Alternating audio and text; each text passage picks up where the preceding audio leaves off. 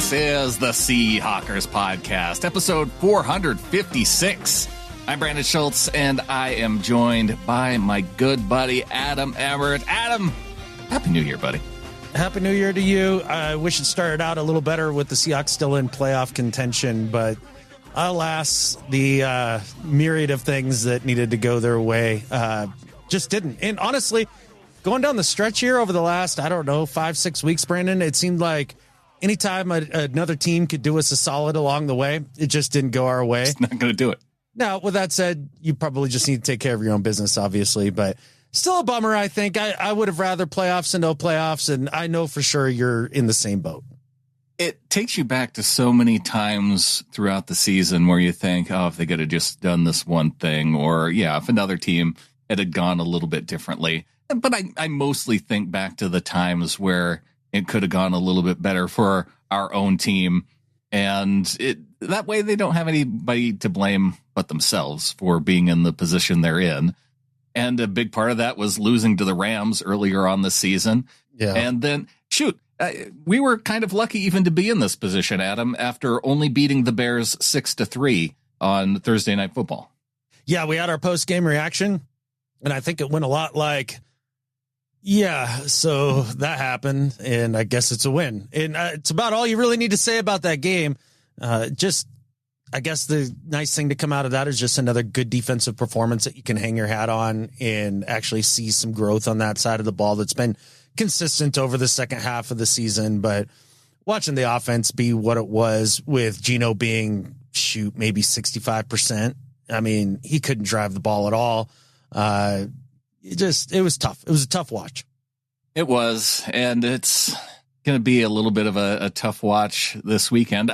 Tough in the sense playing the Rams that I have a hard time caring about an opportunity to beat the Rams in the final game of the season. Like normally, if the Rams were playing for something, I would be super excited to root against them, cheer on my home team, and go out with kind of on a high note, beating a division rival.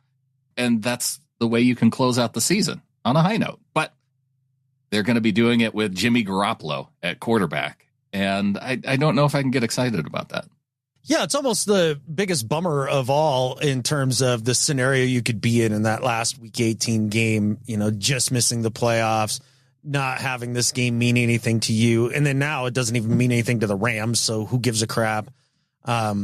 Short of some other things that we can get into later on a personal level for each and every player along the way and what it means for them. Mm-hmm. But really, even at the end of the day, you look at this and you go, okay, so they finish 9-8. All right, so they pick at best, if you're lucky, 15th and maybe lower than that, depending on some strength of schedule stuff with the Dolphins and things like that. So 15th to 18th, does it matter? Are we even rooting for the loss just to be like, ooh, we can get 2 spots up in the draft higher potentially? I don't know.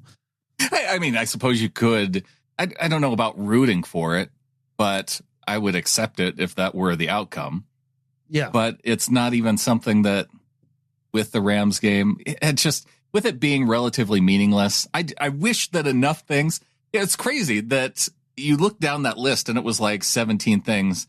And I had a pretty good idea that it would probably be decided based off of that Rams-Cardinals game and the Cardinals making sure that we went home 1 week early. But with all those other games too, you're like, well, maybe a couple of those could break our way and it could at least get us to next week. No, that can't happen either. Nope. I didn't watch one of those games. I didn't care. My daughter even called during the Sunday night game, and she was actually at somebody's place and they were watching the game, and there are people being like, well, what about this? What about that? And I think it was, Commanders or something like that. The Commanders end up winning, and that was the final straw. And she's like, well, what do you think? What's all going to happen? I was like, I don't know. Don't care. Either the crazy permutation is going to happen or it's not. So I went out and I went cross country skiing with the dog instead because that was a lot more enjoyable than trying to watch, 15 other teams try to get us an opportunity to make the playoffs. Just whatever, out of my control. Don't care. I didn't care about it so much, but there was some interesting football at least. watching the Commanders. Like, they're kind of a fun team to watch. So that game was enjoyable. Okay. Yeah, no, I could see that. I guess for me personally, it was just like, well, our season's pretty much over. Like, okay, fine. Rage quit after the Cardinals game. He's like, that's it. It's over. It wasn't even like, that's it. It's over. It's like, it's probably over. And if it does happen, then great. But where's this team going anyways? And I think really, as I've listened to a lot of different shows and different people talk about this, I think that's kind of where we're at. Like, well, they weren't going anywhere anyway. So what's next? And I think that's where obviously we're going to have months and months to talk about it, but probably I think even just before the season's ended, it's time to get into that a little bit. I think so too. I think everybody's in that mode of having that conversation right now, at least starting it. And our thinking on things can evolve too as certain decisions get made over the next couple weeks, because one of the things that we have to wait and see, which is a decision that would be probably about by this time next week, is whether or not they decide to move on from Ryan Grubb as the offensive coordinator. So it's basically, you've got a bunch of different things, right? The Geno stuff, Ryan Grubb, John Schneider, all the O-line stuff. Got all of those different things that we can talk about for sure. But I think what you need to do if you're John Schneider and the organization is start out, and as fans here, as we work through this, let's start out. What's our goal? Well, our goal is to win a championship in the next 5 years, right? Yeah. Okay. And we can all agree on that. None of us want to sit at 9-8 forever. We just don't. And it's been there long enough to where it's like, okay, now I feel like we're at a pivotal offseason here, maybe more so than in the last 5-6 years. And I think you have really one or two viable, or just two viable options going forward to try to make that happen. And one is to tear it down. And when I say tear it down, it's not just get rid of Geno and keep the defense intact and, go out and get another journeyman, like that sort of crap. I'm talking tear it down to the studs, and we can get into exactly what that would look like. Yeah. And really go all in the draft and trying to rebuild the team from scratch and turn the roster over like they did early on at the Pete John marriage. The other is, instead of tear it down, is to double down. And in that case, then, we talk about Geno, the O-line, the OC, and all that stuff. So of those two options, Brandon, which one, like just thinking off the top of your head, which one are you more inclined to see? Or which one do you think is more likely to bring us to a championship in the next 5 years? If my time horizon is the next 5 years, then I think that tearing it down to the studs is probably the quickest way to at least put you in position, because I think if you double down and go, doubling down suggests to me that you think you're relatively close and that your time horizon is more like 1 or 2 years versus the 5-year time horizon. That's right. But when you say tear it down to the studs, I also, it gets me thinking, well, who are the studs? Like if you're completely tear it down, then is Mike Macdonald, is he in that mix? Is John Schneider in that mix? Like for me, I look at this past season and I see a relatively successful season. I see a first-year head coach who was able to get us to 9 wins despite a lot of things that weren't going his way.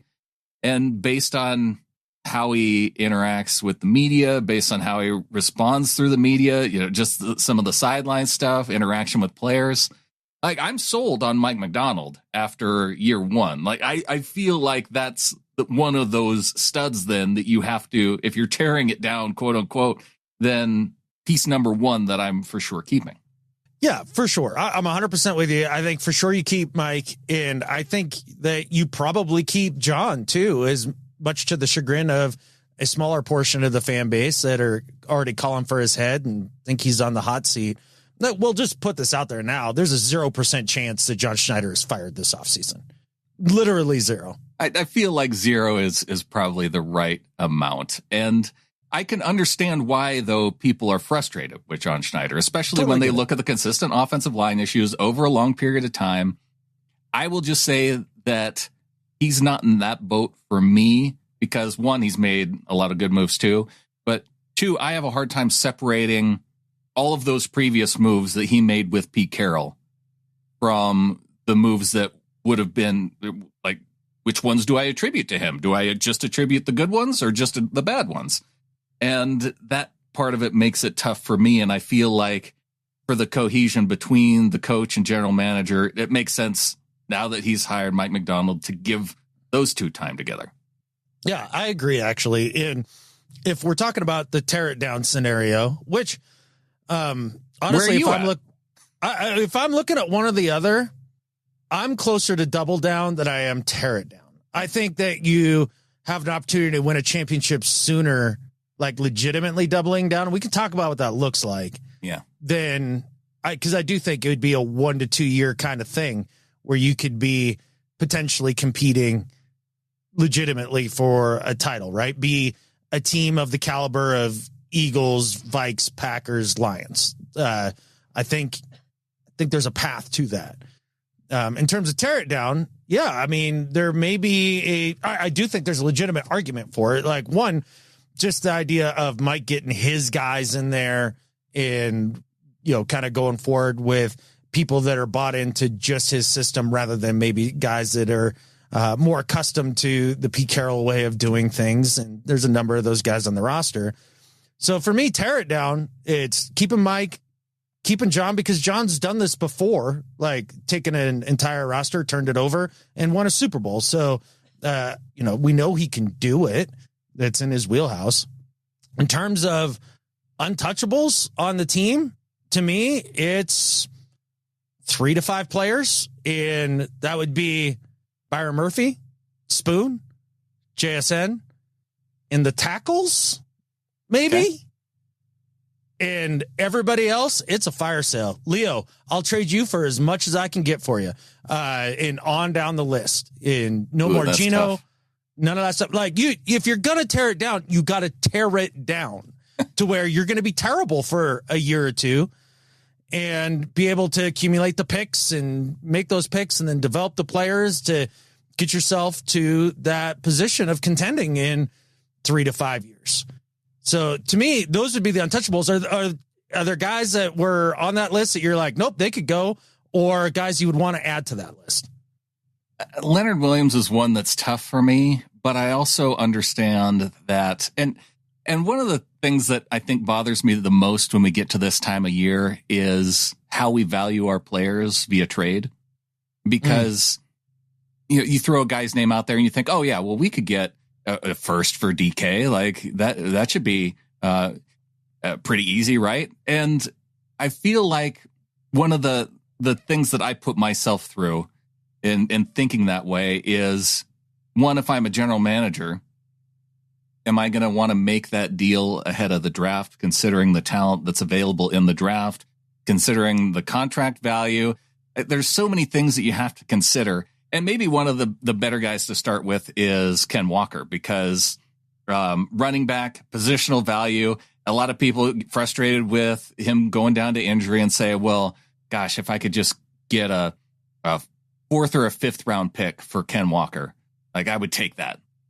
And going into his final year, okay, maybe you would. But what other team out there is going, well, if I could only get Ken Walker on my team to give up a 4th or a 5th round pick for 1 year before I have to pay him a contract, before paying a running back a second contract.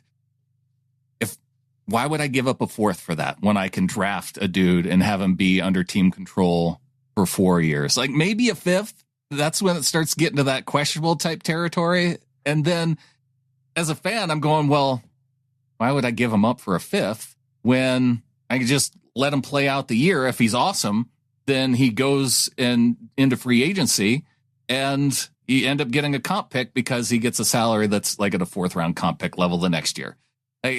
It gets to that area of what are you going to do with a 5th round pick? Like you're talking almost special teamers at that point. Although, maybe it ends up being a starting cornerback. Who knows? You're just accumulating picks. That's the whole point of tearing it down. Like right. Ken Walker, you're gone. If I can get a 5th for you, you're gone. DK, I can get a 2nd or a 3rd for you. You're gone. Leo, if I can get a second for you, you're gone. Like that's how you do it. It's ruthless. It's a commitment to actually completely changing the team. How many teams have done it that way? It's certainly a route that people can go, and it's been I'd say that's kind of the old school way of thinking about redoing a roster is, just tear it down, tank for a year, and go from there. And okay. Well, maybe in my mind of tearing it down, that was farther than I was thinking. Yeah, there's no half measures here. See, that's kind of the point I wanted to get at with these are the two options is everything else in between is a half measure that gets you to 9 to 10 wins and an early playoff exit. That's what you receive with more half measures. And I don't think the ownership and John Schneider feel like that 9 to 10 wins this year was what they were looking for. I think they thought this was going to be an 11-win team. Now, with that said, obviously there's enough flaws there that they didn't get it done. But to move forward, to tear it down, that's what it looks like. It's ugly. It's absolutely ugly. And it's going to look bad for a couple of years. The only reason I put out Murphy, Spoon, JSN, 3 young dudes, obviously all 3 first-rounders, but 3 first-rounders that you hit on. Right. And, with Spoon and Murphy, that's a great place to, redo this defense and kind of start. And I'm even talking about if you can get something for Mafe, see ya. If I can get something for Derek Hall, see ya. Ernest Jones, for sure, see ya. I mean, just anybody that's been in the league for Ernest a while. Jones is a free agent, so he would just walk. But you just don't pay him. Yeah. Right. So that's what it looks like to tear it down. And honestly, it is a legitimate way to get after this. Like, I see the logic in it. It does make sense. And if they did go that direction, I could get on board with it. And then there's double down, man. And to me, that's where I'd want to go. And honestly, because it doesn't sound like you want to go to a full teardown to make it happen. I feel like you're probably more in double down territory. I don't know if I am.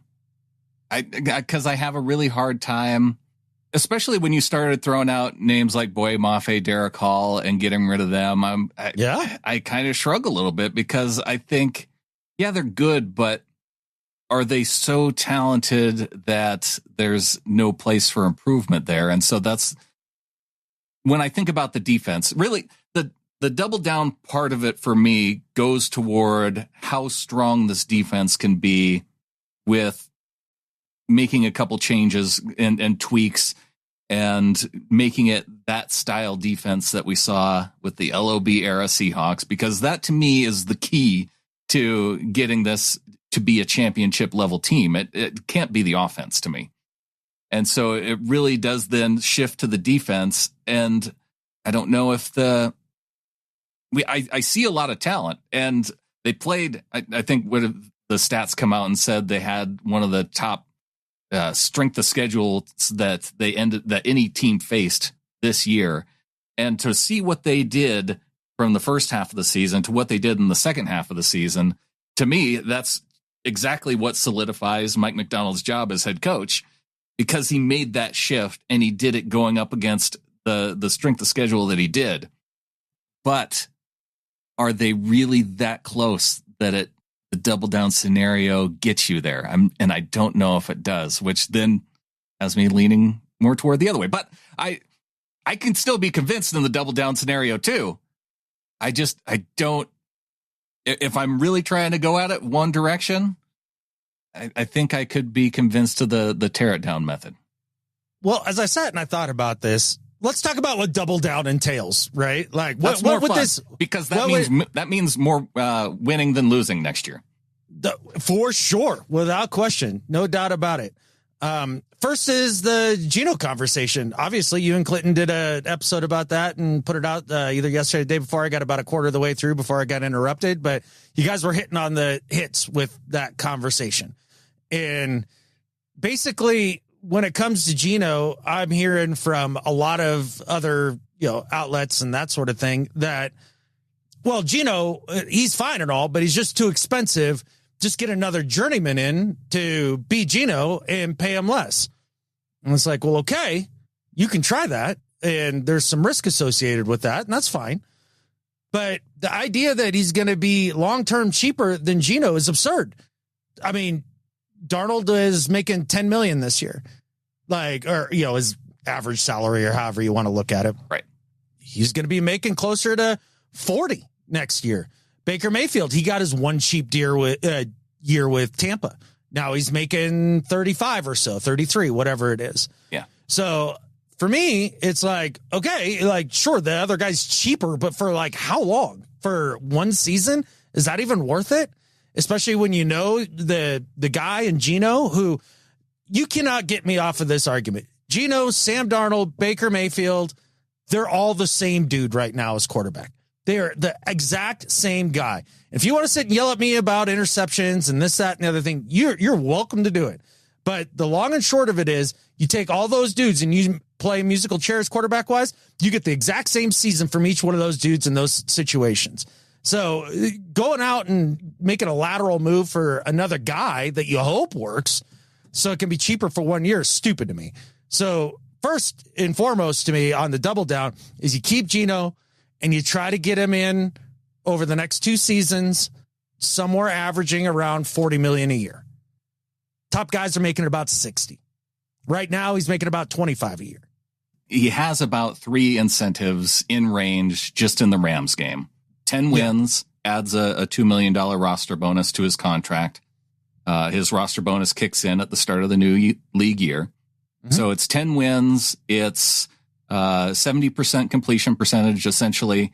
And I think it's like 69.8, but pretty close. And then it's 42 something, almost 4,300 yards. He needs like 180 yards to get there, which to me, I think if he has his normal passing day, 180 yards is in reach. If he goes 16 for 20, he hits the 70% thing. And if he gets the win, which hopefully against a backup Ram squad, he would do that too.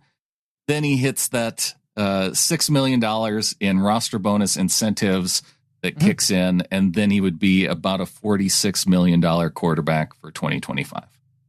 Right. If you did nothing with his deal. Right. And if you're going forward with Geno after this season, that's not an option. You don't go forward on this contract. If you're in double down mode and with the idea that you could win a chip in 2 years, then you have to do something with that just to reduce the salary cap over a couple years. And you're saying you could probably do it in 2 years. Then you would want to sign him to a 3-year deal so you could spread out the signing bonus over those 3 years and make it work that way. And that's another part that gets real tough for me. Well, that's the thing. If you're doubling down, you can't worry about 3 years from now. Like, you just don't worry about it. Yeah. Because basically what you're doing is we've have a model for this, and it was the LA Rams. Their team wasn't any better than ours when they jettisoned Fisher and brought in McVay and then, developed with him for a season or two and then said, F them picks. Right. And went out and look what I got him. Like, I don't think that we're that much further from that team, just before they said F them picks. Like, this defense is legit. Like, you can hang your hat on that side of the ball with this head coach. That's a real deal thing. They're a top 10 defense in scoring right now. You get that going forward, combined with a competent offense, and I think you have a shot, because I can hear people screaming already in the comments, but you can't win a championship with Geno. 1, 2, 10 years, doesn't matter. If you believe that you could win a championship with Sam Darnold this year as the Vikings, if you believe that you can win a championship this year with Jared Goff with the Lions, then it's silly to believe that you can't win it with Geno Smith. Or Baker Mayfield with the Bucs. Yeah, it's like you said, they're all the same guy, and if you have the defense in place, I'm kind of, I would never get to the point. I think you switch Goff and Geno. Yeah. Switch their spots right now. I bet you their 2 seasons look very similar to one another.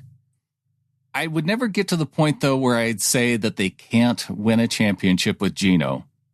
But I'm to the point to where 3 years of inconsistency wise, like it's led me to the point to where there's just too much inconsistency over 3 years.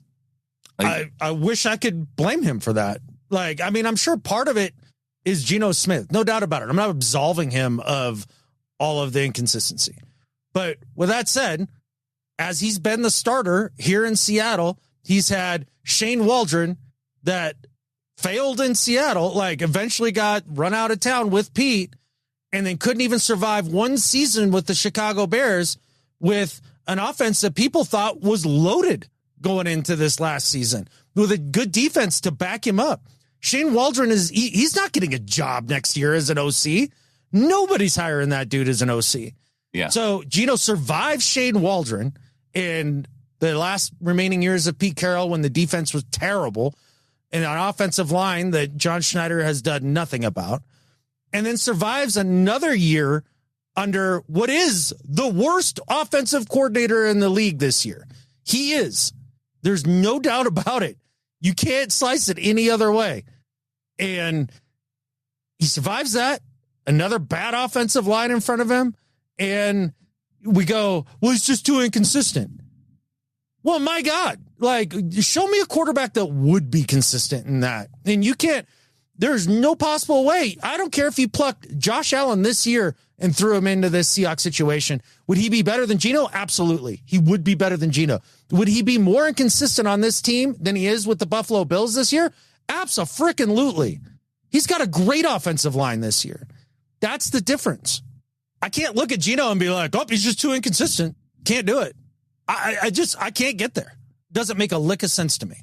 The part of it that I struggle with, though, then too, you have so many things have to go right in this double down scenario. In comparison to tear it down? I think so. I think because you're bringing in another offensive coordinator in the double down scenario. I'm assuming that doubling down doesn't mean running it back with Ryan Grubb. That's one of the things. I think you have to get rid of Ryan Grubb. You can't sit and wait for him to figure it out. So there are some tweaks, and that would be one of them. Mm-hmm. So you have to sign the offensive coordinator that can come in. And because now you're asking Geno Smith with a third offensive coordinator in 4 years, then to go out and be more consistent under now a new situation with a new offensive coordinator. Why is that crazy? I just watched Sam Darnold go through 3 different offensive coordinators in the last 3 years and end up on the Vikings with a good one and instantly look good. Sure. I mean, I don't understand why that's Baker crazy. Mayfield has a new offensive coordinator in Tampa. Yeah. His 2 years in Tampa, 2 different offensive coordinators. Plus he was with the Rams and the Panthers right before that and is now successful because he finally got with a good guy. How is that crazy? That you bring in a guy. And not only that, but I think we have to talk specifically the type of guy that you bring in as an offensive coordinator.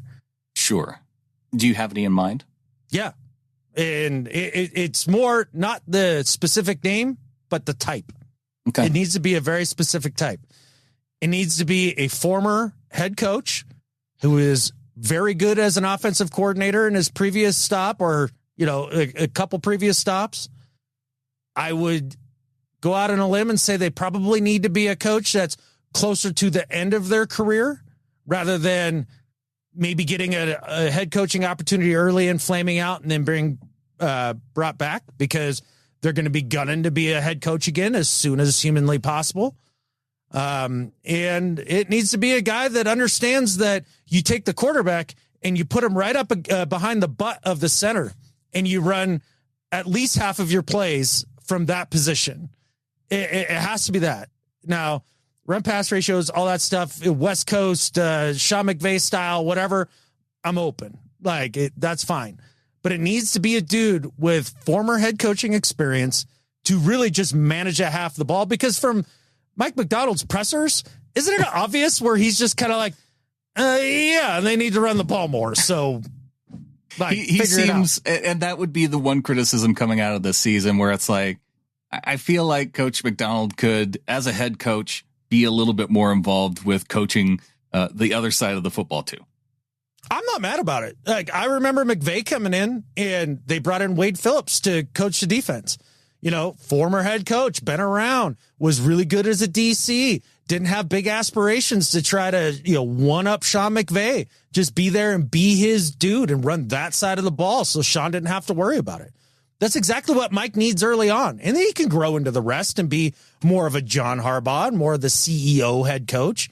But yeah, at this point, like, give him some real deal help over there. Don't get some guy that's never had a cup of coffee in the league who just likes to throw the ball over the yard and be like, yeah, he'll handle it.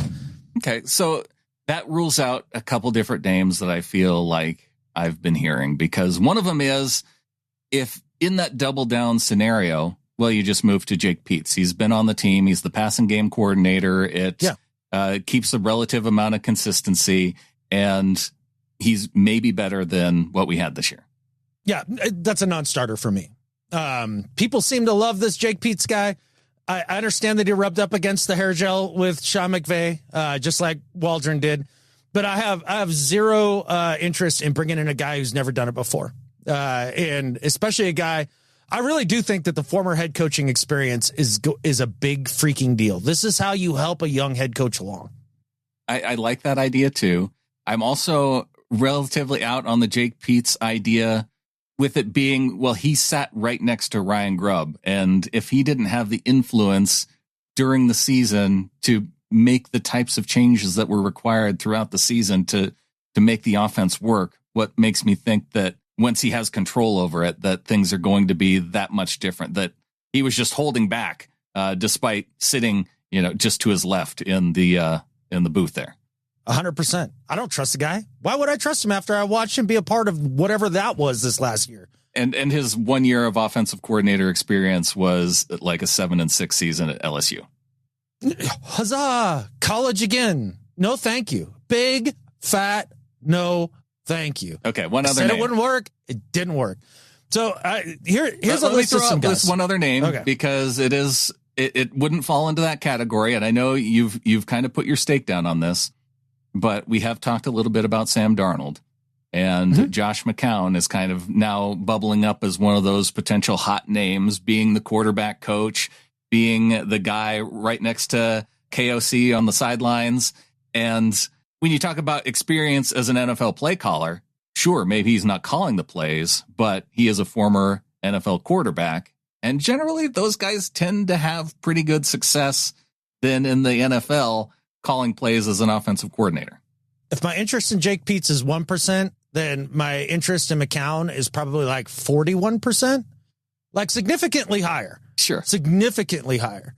Because I do think with his background in the league and being a quarterback and just how he's renowned throughout the league, and then sitting alongside KOC, who I think is, shoot, just take any of those offensive dudes from the NFC North that aren't on the Bears and anybody that, knows those guys to a degree, like, I love the way that Adam, they play offensive football. You might even be able to convince me about the Bears offensive coordinator this year because, the current one who is actually the head coach. Yeah. Because one of the things that I came away from, even watching the Bears game, is that Thomas Brown knew when to start running screens as an offense. Like, he's going, oh, we're getting crushed on defense because they're just running everybody at my quarterback. I'm going to start running some screens now.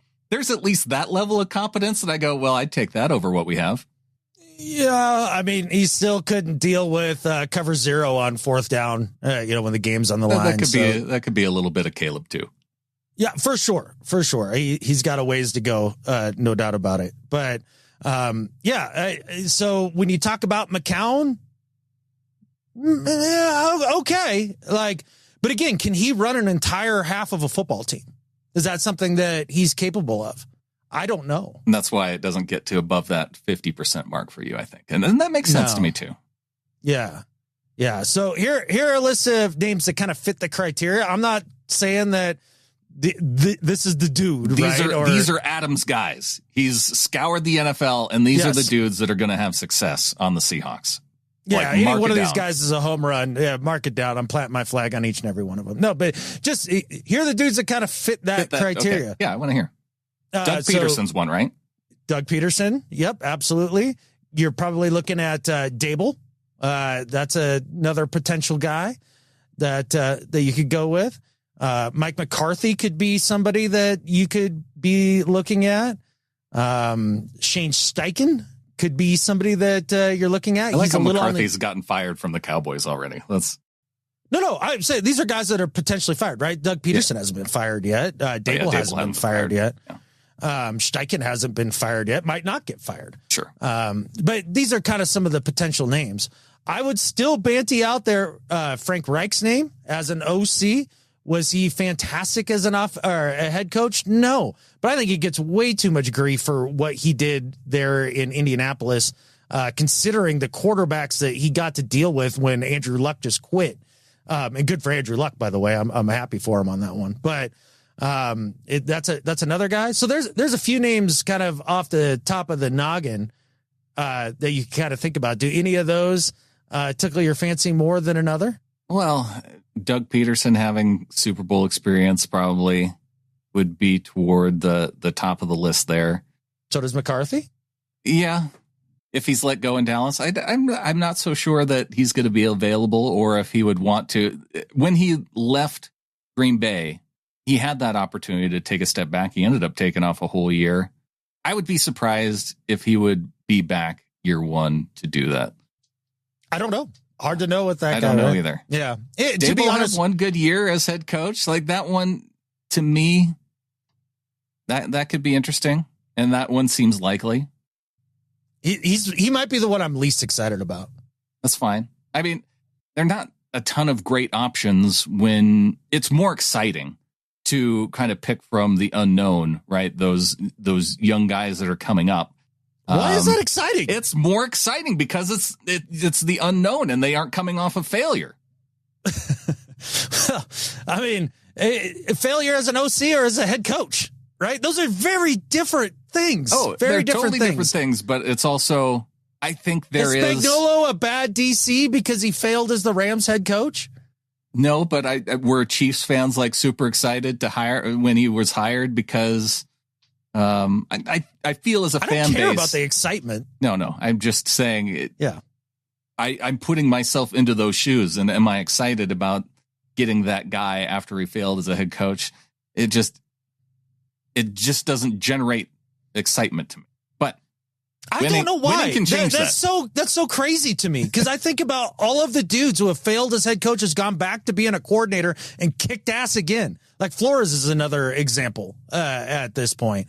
Wade Phillips was one that we brought up. Now, these happen to all be defensive guys, but I mean, you can Dick Vermeil, right? Like I do not understand why the fascination with some young shiny guy is so much more appealing to some than a guy that you've looked at and been like, oh yeah, been there, done that, can help take a lot of pressure off of Mike on the day-to-day stuff, which is what he needs as a early coach here, a young coach.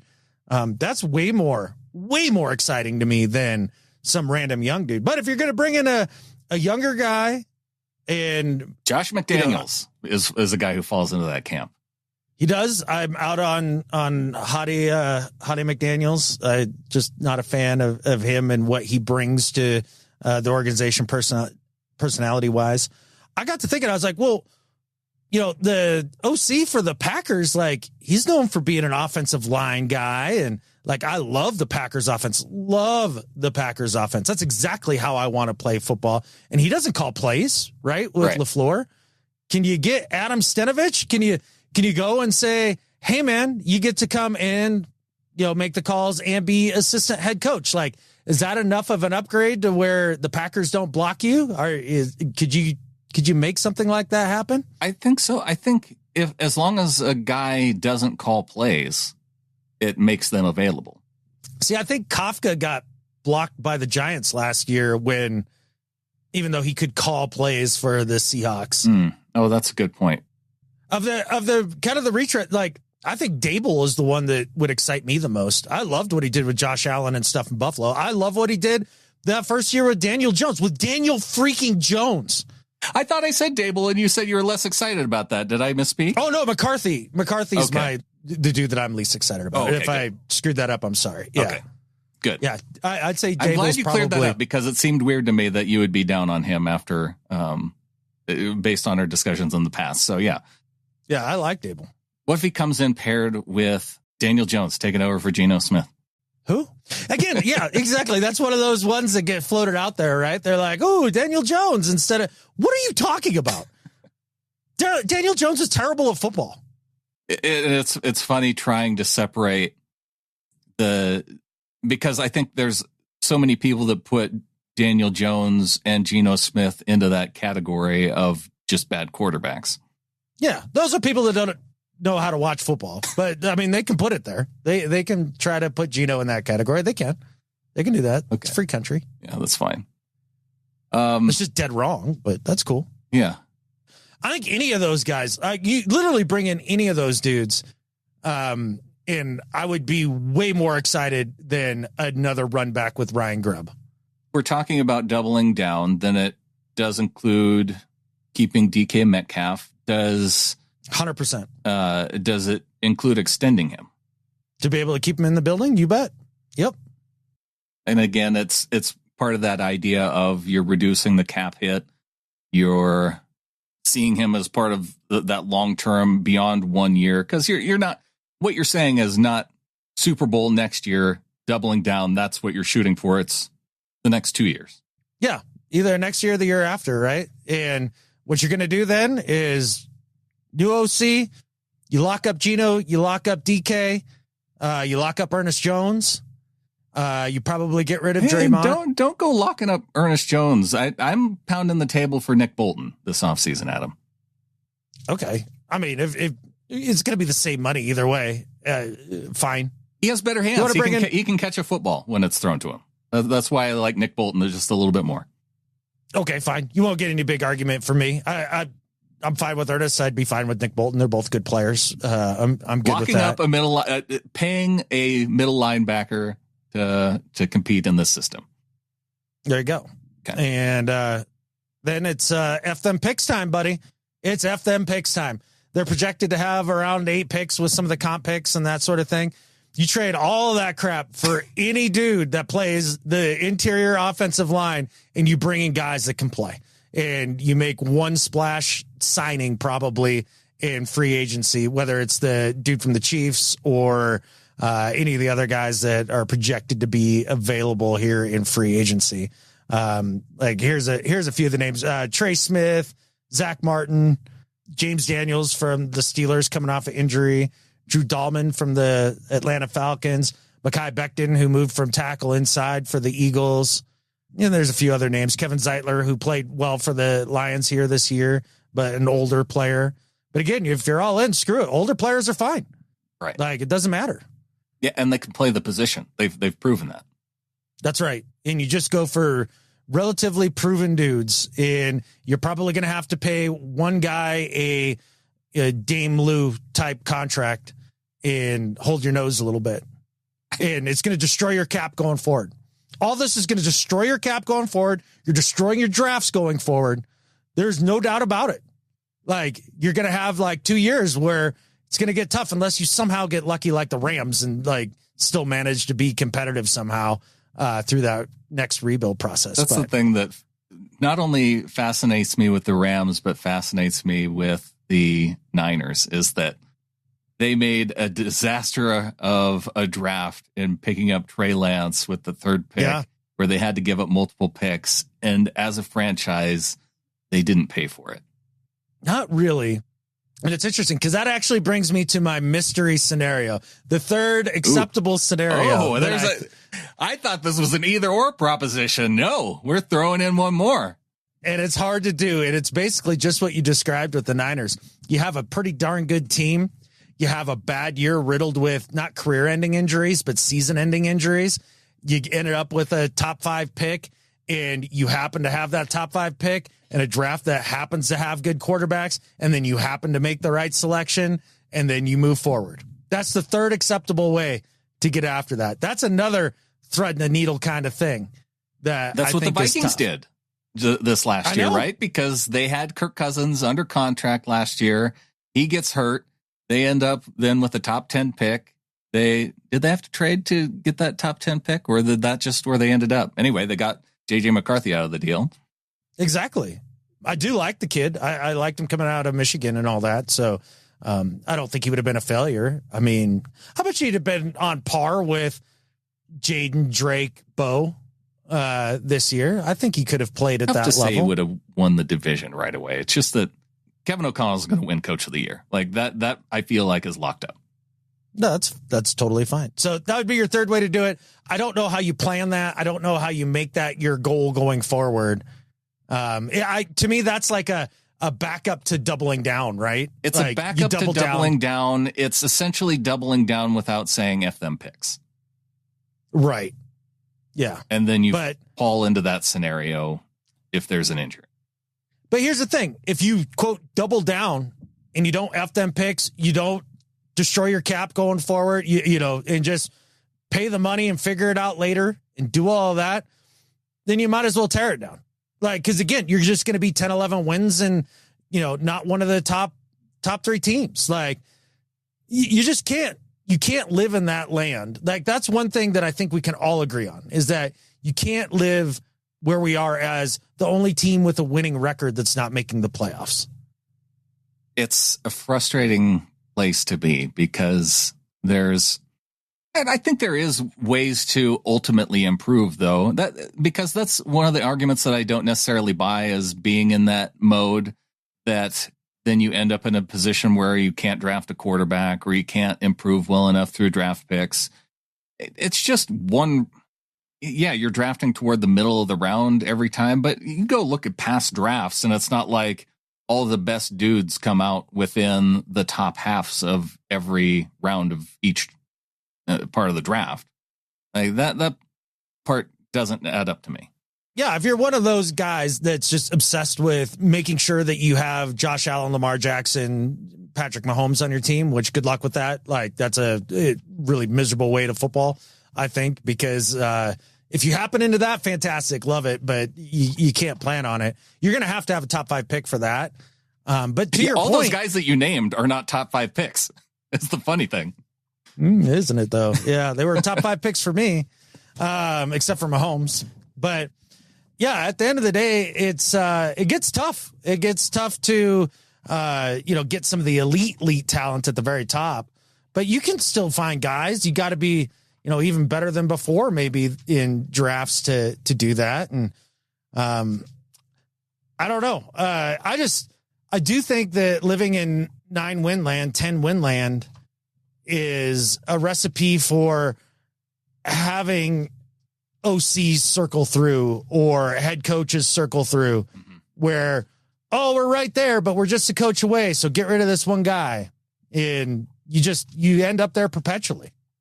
And that's why I think a lot of this conversation may change and shift then based on what they decide to do, because they decide to move on from Grubb. We're going to find out if there's going to be a coaching search. If that guy's already out there, maybe it's one of the coaches that gets fired on Monday and you're looking at them as an offensive coordinator right away.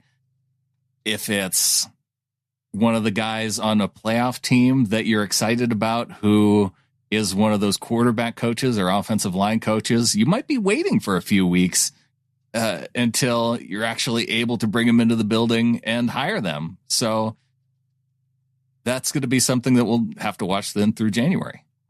Yeah. And we did see that John had a lot of patience through the process this last offseason. So that's certainly a scenario that could happen. I do think you can end up missing out on dudes and ending up with like your third pick as OC going into 25 and hamstringing some of the things that Mike is bringing to the table. Like, I think you got to be bold and get after it. Like, if you're going to double down, it's all the way. If you're going to tear it down, it's all the way. I don't want to see another, we'll bring in a stopgap guy like Laken Tomlinson. We're going to make Geno play out a year on his deal. And, DK, okay, we'll get rid of him, but pay Ernest Jones and, just keep tying up money in other spots. Just doesn't make sense to me. That's a good point. No, those options don't make sense. So to wrap it all up, you can put me in the bucket of the teardown option. Interesting. I never thought in a million years that'd be. I would pick the middle fence option, the third option that you said sounds the best to me, but then I knew that you would crush me for being a fence sitter once again. So here I am. That's right. I'm going That's bold. Right. I am tearing it down. Well, we've been on the fence for years. It's time to, like, if we're doing stuff, then let's do it. Like we do. I really like DK though. I want to. Can I protect one guy and just keep DK?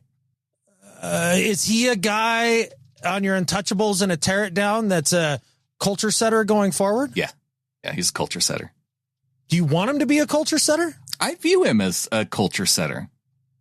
Yeah, I know. I do too. But do you want him to be one? Like that? Those are two very different things, right? Like, because yes, I think he's a culture setter. Do I necessarily think that's the guy I want being a culture setter? I do. Because I see a guy who cares an awful lot. Take away the 15-yard penalty, like the 3 15-yard penalties he gets on the field every year. Okay, whatever. Those are, I think, what everybody points to and says, yeah, I don't like that. Sure, I don't like that either, but I think that's part of the package that you get with him. Also, the other part of the package that you get with him, it is they built like this really cool culture within the wide receiver room, like ever since Sidney Rice was here. And could that continue at JSN? Probably. I want dudes who are really passionate about winning, and he, to me, it strikes me as one of those, like the most passionate guys about winning on the offensive side of the ball, that that's what I want to keep. So is T.O. He's a very passionate guy about winning. He was more passionate about him, though, than the team. And to me, DK seems way more passionate about team stuff. I'd agree with you there. Okay. I'd agree with you there. I'm not saying that I don't want if you're DK as a culture setter. Are there any guys that you protect? Yeah, I told you, Murphy, Spoon, JSN, and maybe the tackles. Like the tackles are a good one because, for one, we have to Charles Cross, like that to me is non-negotiable. You got to pay that guy because you can't be. We can't go back to searching for a left tackle again. Yeah, that was after Russell Okun, that was miserable until we got Dwayne Brown. Okay, and I agree. I also think that because the other question is on the right side. Oh, well, can Abe Lucas stay healthy? Well, It wasn't one of the things that we found out this year, and we heard it directly from Abe, is that it's not a degenerative thing. It was just a really, really bad knee injury that there were some big questions about whether or not he could come back. And he has successfully come back, and he's looked pretty good. So he's looked pretty good. Yeah, not perfect, but, competent right tackle good. Competent right tackle good, and that's surviving a offensive coordinator that literally actively puts every one of those 5 guys in the worst possible position to win each and every week. Okay. But DK wasn't on that list for you. For me, it's double down, man. I do think you can win with Geno. I think this defense is right there. I think we're right there. Mike's got this trending in the direction that I like. I also think Mike doesn't want to put up with 2 to 3 years of rebuilding. It's clear that John didn't think that they're in a rebuilding situation. The position group that needs the most work, while offensive linemen are hard to come by, no doubt about it, they're not the premium positions. So you can make a splash there without making a receiver style contract splash in that sort of thing. So I think it's all in range, and you get a legit guy to run the offense, and now all of a sudden I think you're every bit as good as the Vikings or the Packers. And if you give me that for 2 years, with the last couple of years of what you can get out of Geno, because as much as people want to say, well, every year's been worse, this year's not worse than last year. Oh no, this year, well, it was worse.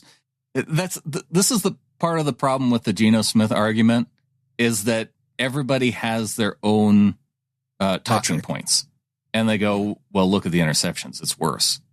And so if you view turnovers as the worst thing, then it has been a worse season for Geno Smith. But you can also look at the accuracy and the completion percentage, and that he's in the top category, and people go, well, look at that. I mean, you're not going to find any more accurate quarterbacks out there. And that's one of the the most important things about playing quarterback is throwing it where it's supposed to go. And apart from the interception part, he does that for the most part. Well, and just I listened to Daniel Jeremiah talk about the interceptions, and he was like something along the lines of there were 8 of them that, you know, is kind of like, well, okay, sometimes you get got, but like, you know, nothing crazy.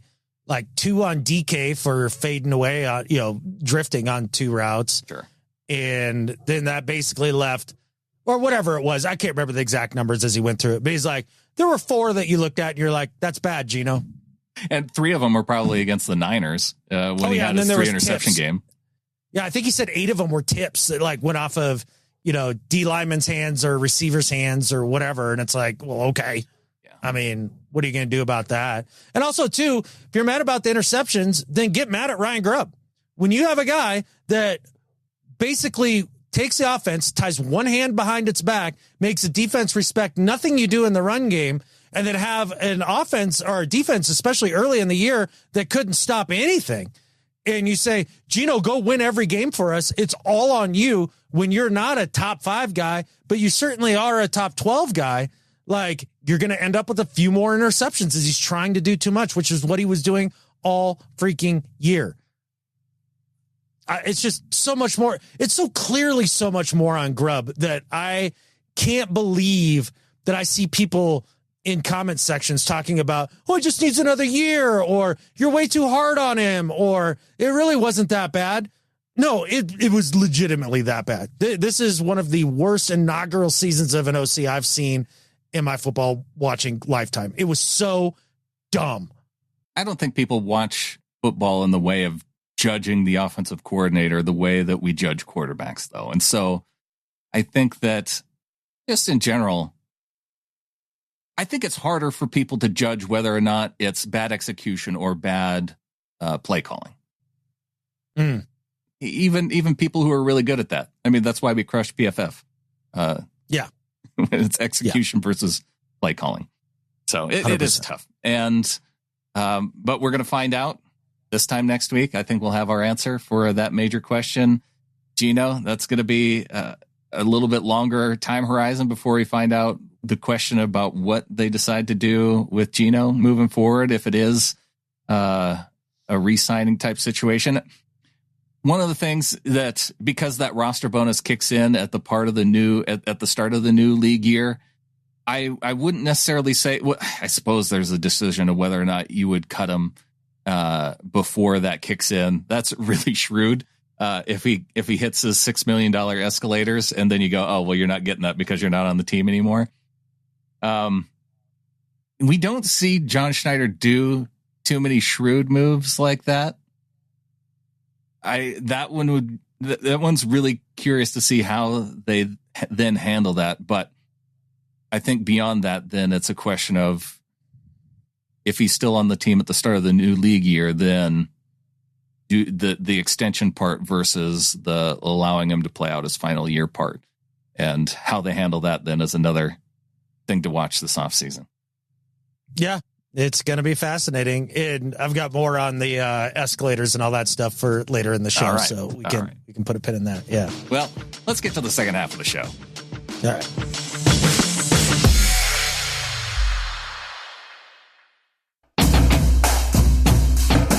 Getting into the second half of the show, Adam, one of the things that with the conversation of tear it down versus double down, I think that there was probably some folks that were thinking, well, if you're doubling it down, how does this even happen, considering where the Seahawks currently stand in terms of their salary cap for 2025?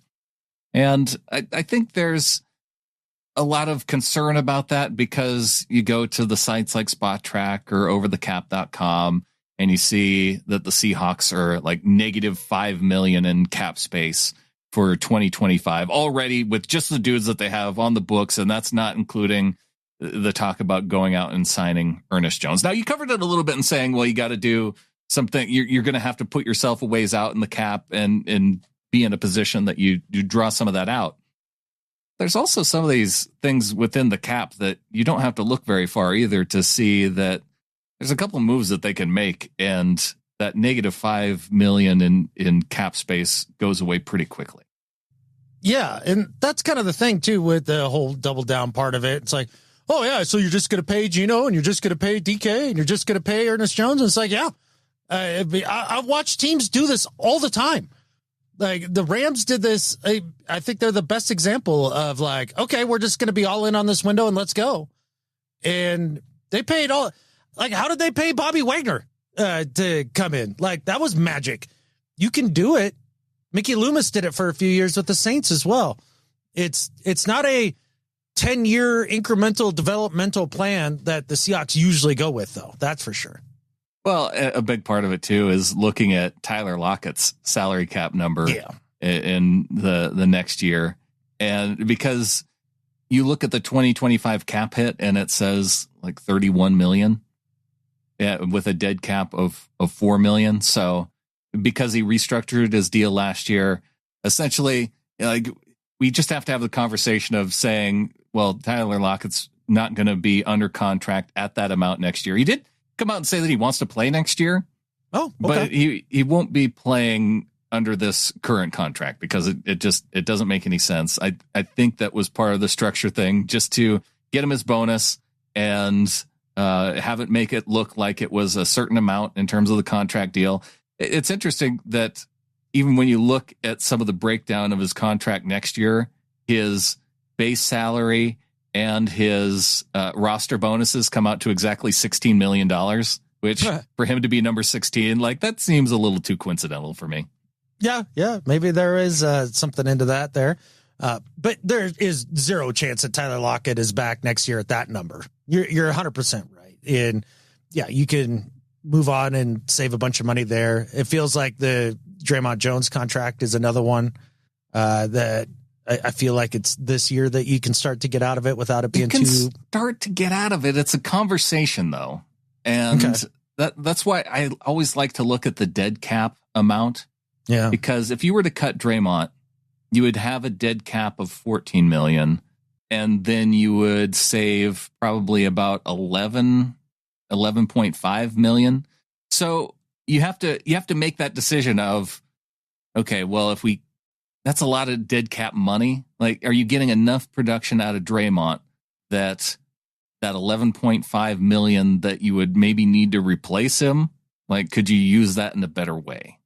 Yeah, it's an interesting conversation for sure. I'm not sure that I have the answers for it right now. I didn't give it a ton of thought, but just again, one of those contracts that are out there that you look at and you go, okay, well, there's a place they can move stuff around. Yeah. Noah Fant's an easier one because he's at a $13.5 million cap hit. His dead cap is 4.5. Like, I think you can use $9 million better.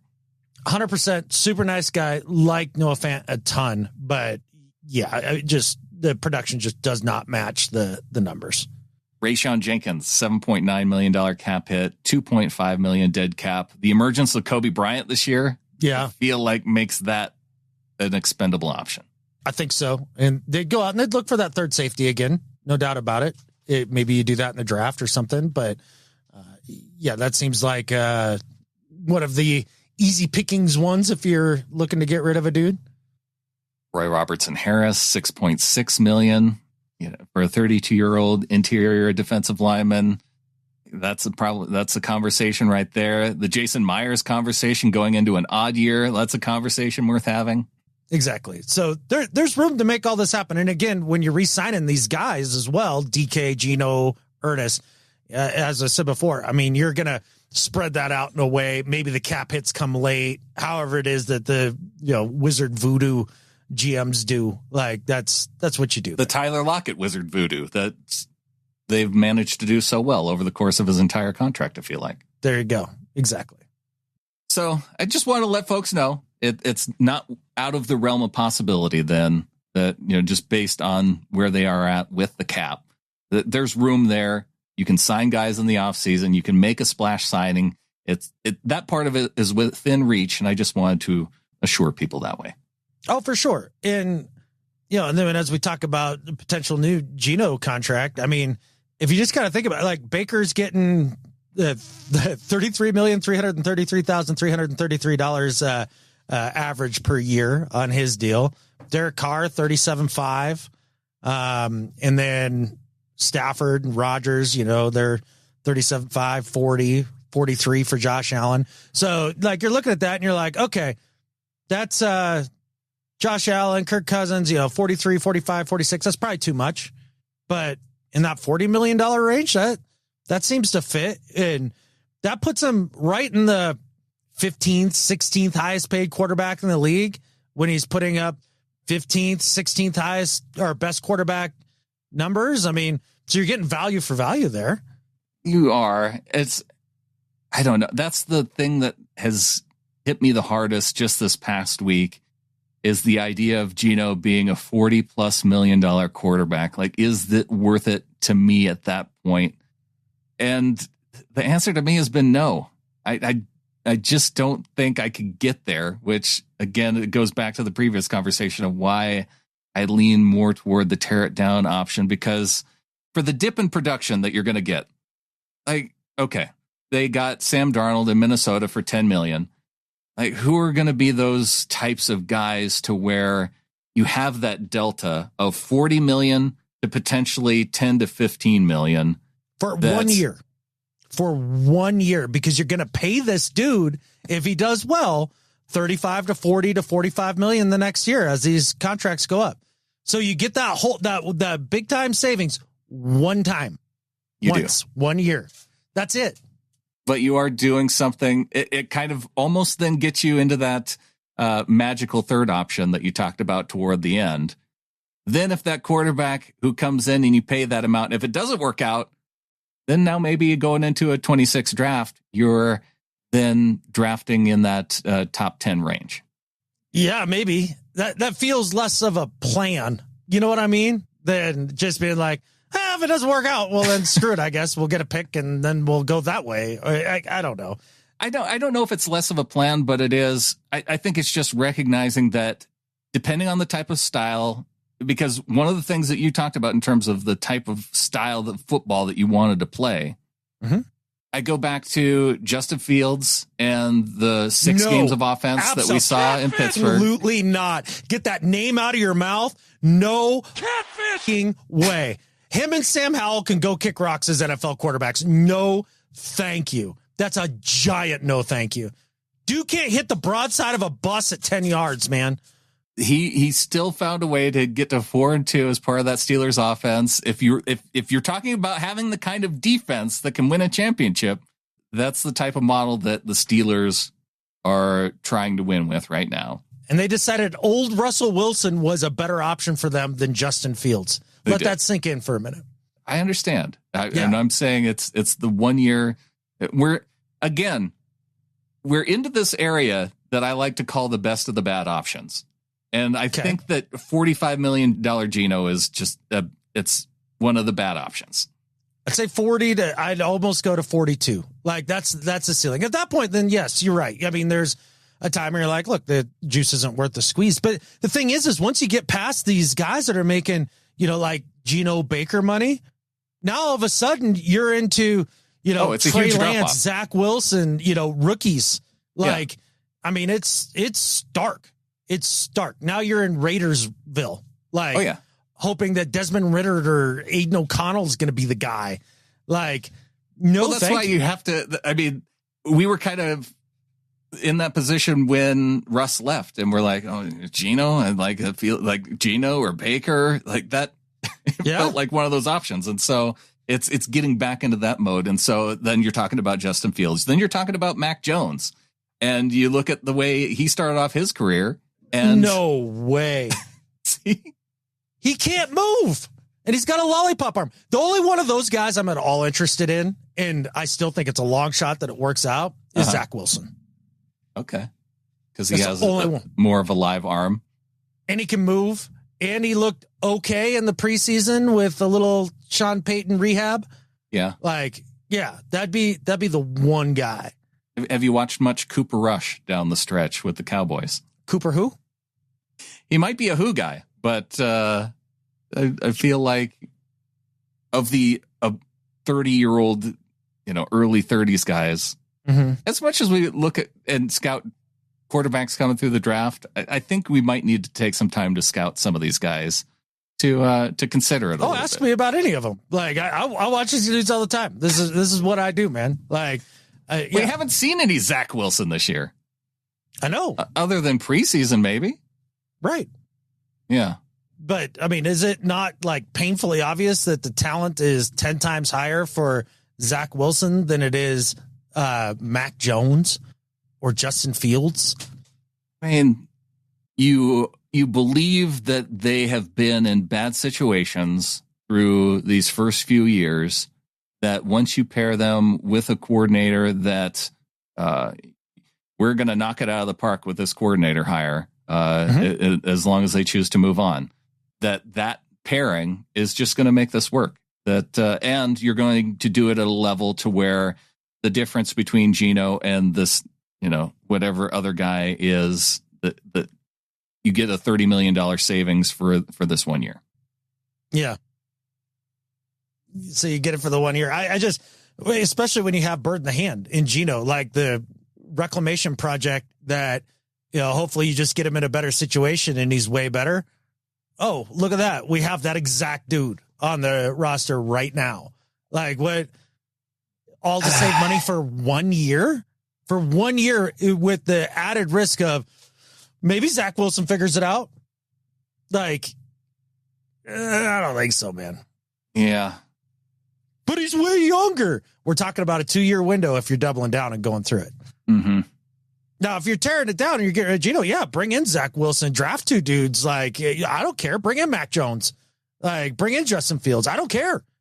Like, throw spaghetti at the wall because that's what you're doing.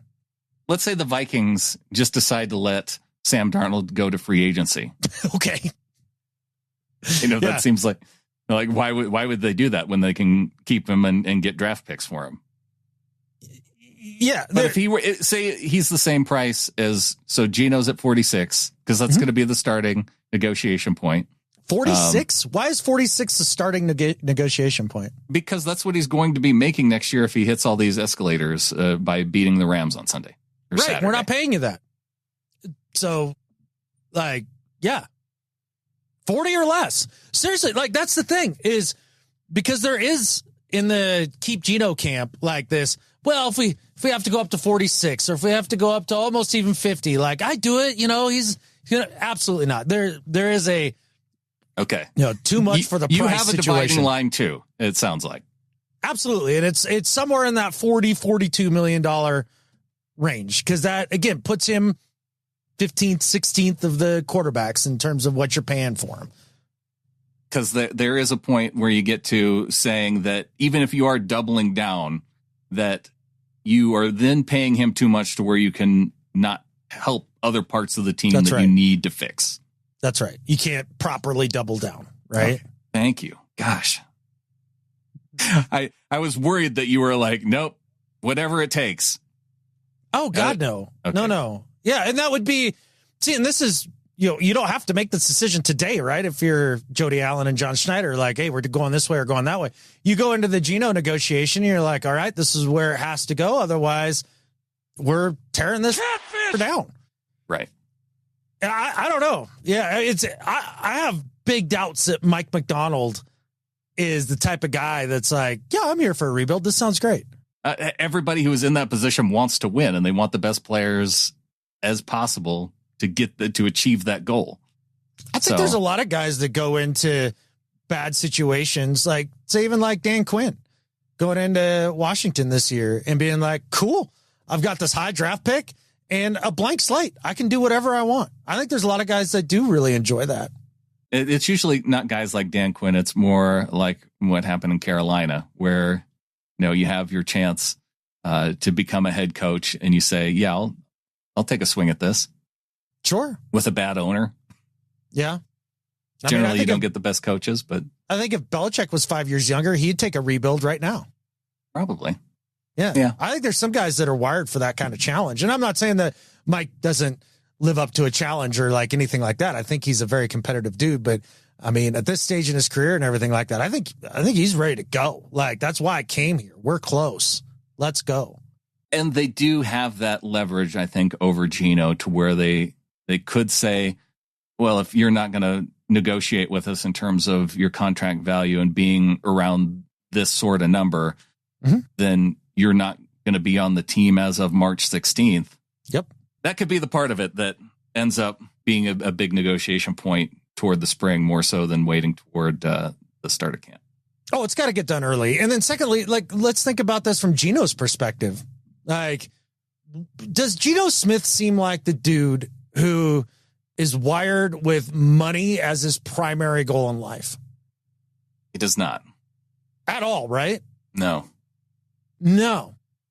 And that leads me to believe that if you looked at him and were like, 38 a year for the next 2 years, guaranteed, however it is you want to do it, right? Or mostly guaranteed, or injury guarantees, or, however they do that, signing bonuses and all that crap, that he'd be like, I'm more excited to continue my career here in Seattle where I've had success than to go to the unknown and maybe flame out and get cut anyway, like, a la Kirk Cousins, and not see that big bag that I'm promised anyhow. Like, why not stick to where I know that I can have success, and overall by the smart fans, I'm loved.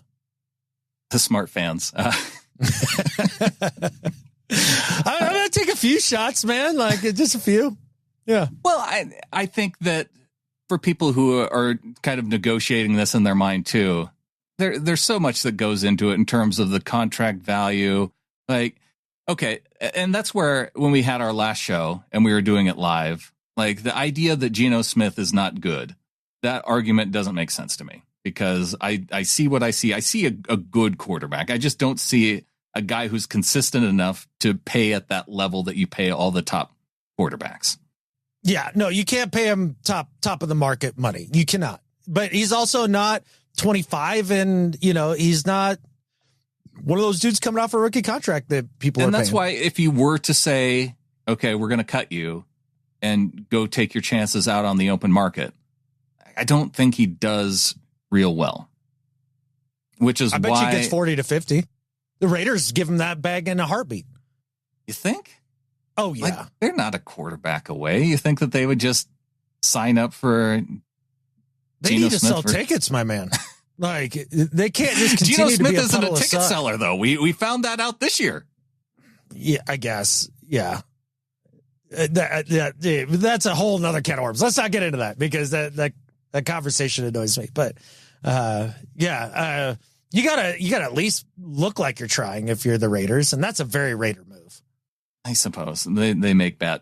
Saying that the Raiders would make that move and make a bad move, then that doesn't fill me with would pay confidence Geno that like it's that in a heartbeat. Also doesn't fill me with the confidence that it's the right decision for Seattle, but okay. Or the right. Well, you're picking all these bad franchises that would pay Geno. Like, so we should be that one?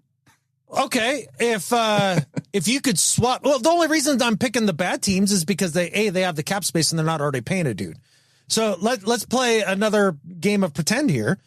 Let's say the Dolphins, you could be like, we let Geno go to free agency. You can sign Geno to whatever contract you want. And once you've got that done, you can magically wipe Tua off your books. Yeah. Would they take Geno Smith at 45, 50 over Tua at 53? Well, you're talking about the fantasy scenario of erasing that entire contract that was a bad contract to begin with. Right. Okay, maybe. Because you're saying, him going to the bad team doesn't inspire me with any confidence for the Seahawks. It's like, well, okay, let's look at, some of the other teams that maybe have guys that Kyler Murray down in Arizona. Like, would they trade out Kyler for Geno? I don't know. Once you get into this area, they're all kind of the same. But they are and they aren't, right? Like, so Kyler's is pretty inconsistent. He doesn't win a ton of big games. Kyler's bad. And he's bad down the stretch, and he's bad in big moments, and he doesn't have leadership skills. I'd get off of Kyler in a heartbeat. Okay. Look, if you're trying to talk me into Geno being better than Tua and Kyler, like, I'm on board. But yeah, again, it gets to that that I wanted to pay those guys either for the long-term deals that they had. I would have never paid those guys. I wouldn't have paid Lawrence. I wouldn't have paid Tua. I wouldn't have paid Kyler. Let's see who else here. There's also the trade option that we didn't really get into of other quarterbacks that you might consider trading for. Because people say, hey, we have a pretty good history of trading for Packers quarterbacks. How about is Malik Willis? Is it finally his time? Please, God, no. He had a couple good weeks filling in for Love. Yeah. I don't know if you watched the way that they tailored their offense to Malik Willis, but they have a brilliant head coach, OC, that knows how to play a ground style of football, and they really played to that strength for Malik Willis. And that sounds like the style of football you said you wanted. But I want a quarterback who can still throw it like on the regular, like and have the ability to run play action and be really, really elite at it, like Geno Smith. I was told he can't run play action. We didn't see any of it this year. Yeah, exactly. It's just statistically one of his best things that he does, but that's cool. Yeah. Decided not to do it. There's a lot of components of this it makes the conversation a little bit frustrating and exhausting, but we got lots of time this offseason, Adam. We do. And so for people that are looking at more replacements for Geno, like just let it be known now, there isn't a guy that's in range in this draft that you're going and being like, yep, that dude's better than Geno Smith, even within 2 years, like 2-3 years. Yeah. Like that guy does not exist. Yeah. Jalen Milroe, not that dude. Oh, hell no. No, that guy is a little bit better Anthony Richardson in terms of being a quarterback, but not quite the athlete. Well, we'll talk about him moving forward. One other thing that I wanted to hit on, because we are facing the Rams coming up on Saturday. Mm-hmm. I think there are some reasons that we want the Rams to lose, at least for me. Yeah. One of the things is that they're currently the only playoff team that has actually given up more points than they've scored. I want to keep it that way. I would love to add to that. Yes. And another reason why that if they lose, I think it's pretty likely that they're going to face then either Detroit or Minnesota in the first round. And I think that would be, although if I had to pick which matchup I'd rather see them face in the first round, it would be Minnesota because they're in the better position to crush them. Yep. Detroit's just got a little bit too much injuries going on the defense right now. That one would concern me a little bit. Okay. But if the Rams win, they're the 3 seed. Yes. Sounds like. And then they would face, I think, either Green Bay or Washington.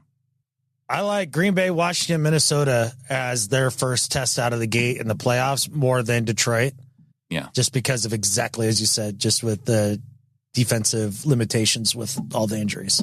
Well, we can't pick who it's going to be between Detroit or Minnesota, but if they're the 4 seed, then it would be either of those two teams. All right. So it's almost better if they win. Then they won't go to Detroit. Because it takes Detroit out of the potential first round teams. They just seem the most vulnerable. I'm not saying that they can't beat the Commanders. Okay. Like they certainly could, but Jaden's been hot again. The defense has been just good enough. That'd be a hell of a football game, man. I think I should have led then with that we want the Rams to stay as the only playoff team that's given up more points than they've scored. I like that a lot. Yeah. Screw those guys. Do you realize that, like, in terms of points per game, their offense and our offense is, and points per game, we were 19th this year in points per game, and the Rams were 18th? Yeah. How did that happen? It makes me so angry. As down on the offensive coordinator as we were throughout the season, it was almost as good as Sean McVay's offense. Yeah. Yep. But we also have to factor in, like, they didn't have Kupp and Nakua for a good chunk of the year. Okay. Yeah. Now we're making excuses for the Rams. Great. Gross. Get out of here. I don't like this. Why do we got to see them next week, this next Sunday? Saturday. I think Saturday? I think it's Saturday. Ugh.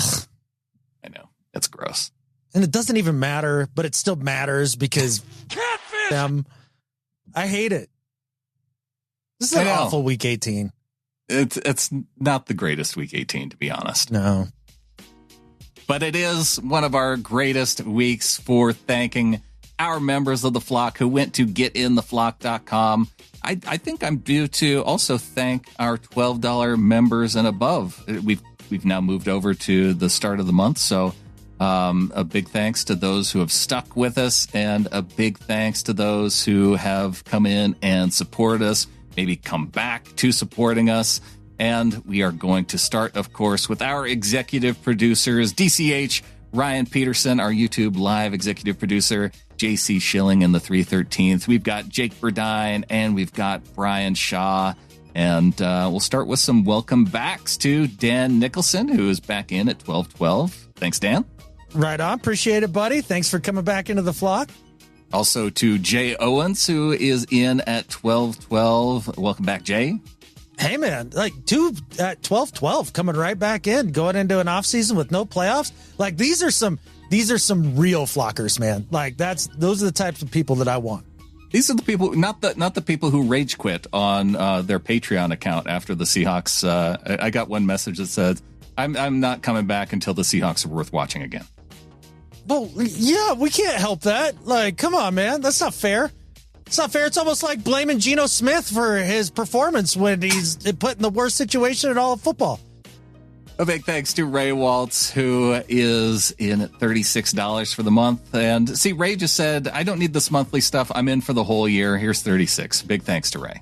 Yeah, that's awesome, Ray. And man, to think that like just what we do is worth $36 for the year for him, like that kind of fills up my cup. You know what I'm saying? Like that's a good amount of value for the value. It's great. And we got just the amount of value that the Seahawks put out against the stupid Chicago Bears with the $6.03 donation from Stephen Kirkpatrick. I wonder if Stephen was super stoked about that game as it was going on. I don't think he was either. I don't think so either. Yeah, I think he would have gladly paid like $33 if it would have been 30-3. Like, I think he would have been happier for it. Yeah. He's like, screw this, but this is what I do. Yep. And we've got Steph Bressers, who is in at €36 for the year. Welcome to the flock to Steph. Hey, man, appreciate that a ton, Steph, and especially from overseas. That's super cool. Yeah, that's why I hate Grubb so much. He cost us money with Steven this year. So many more dollars left on the table. Yeah. It's a bummer. Then we've got an email from Steph, who came in and says, "Hi, guys. Hope you're doing well. My name is Steph, and I am from the Netherlands, a.k.a. Holland." Nice. Does anybody call it Holland anymore? I thought we were all on board with Netherlands now. Oh, I didn't realize Holland was taken off the table.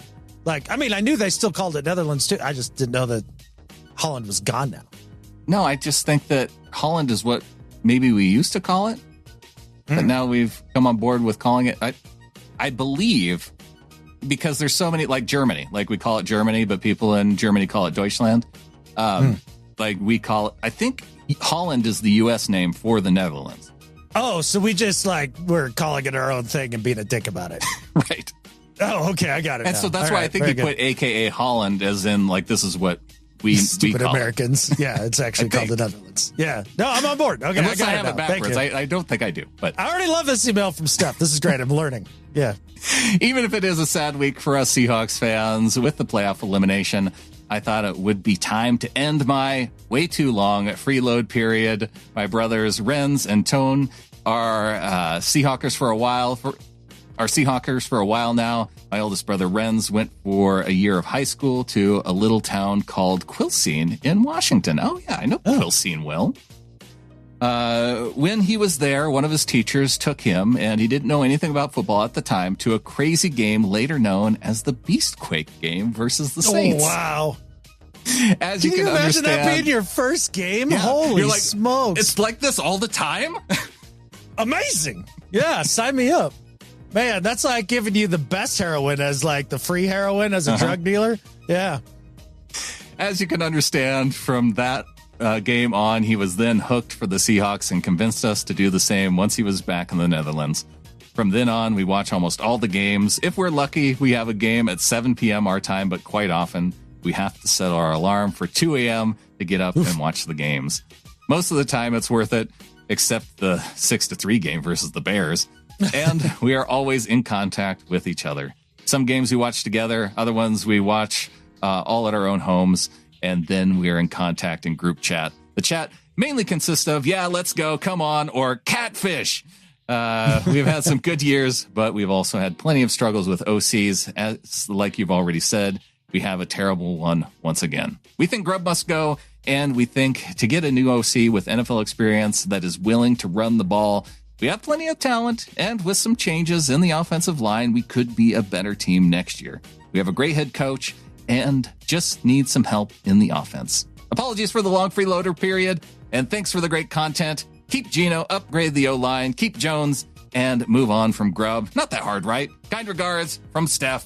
See, Adam, we just needed to read this email. We could have avoided 2 hours or an hour of double down or tear it down conversation. Steph summarized it all right there. He's team double down, baby. Yeah, the boys in the Netherlands, man. And no worries about the freeloader period. You're away across the pond. We couldn't get to you and break your kneecaps anyway. So, yeah, you were safe over there. But no, we do appreciate it, man. And cool to hear, like, you know, a whole set of brothers over there being a family thing, and kind of like the Stringers over in UK. Like, pretty neat, man. Pretty cool. Very cool. We've got Basti from Berlin, Deutschland, saying, hey, Brandon, this game was really tough to watch. I can agree with you guys. It is just time. Grubb's offense is like a kid playing Madden. That's the only comparison I can come up with. Calls a shotgun pass play no matter what. Yep. How is it even possible that our offensive game is so far away from situational football? Bama plays a bowl game on New Year's Eve. They need him now, please. I think they did need him because I think Bama ended up losing that game. Short explanation for our playoff scenarios. Oh, this was before. We probably don't need to get into this, Basti. A big thanks from Basti for emailing it. Heck yeah, man. Appreciate that a ton. And yeah, a kid playing Madden. That's a fantastic analogy to what we witnessed for the course of the season. Now watch Grubb come out in week 18, get under center like the entire game, and just cram it down the Rams' throat like all game. Would it have you convinced that that's Grubb calling the plays, or if they turned it over to Peets for a game? Who knows anything about Jake Peets? Like, I don't know if he's a run guy. Like, I don't know. Yeah, I don't know either. But that's what, if it were to be that drastic of a change, it would almost have me feeling that it's an audition than it is a can I keep my job type situation. Or would it be like Mike being like, look, man, you got to prove it to me. This is your last shot, dude. I don't think there's anything you can. I don't think it can be proven in one game at the very end of the season like that. I don't either. What is the % chance that Grubb stays in your mind? I think that it's probably about a 5 to 10% shot, and it would be more on the John Schneider side of things, to where he's like, this is the coaching staff that I assembled.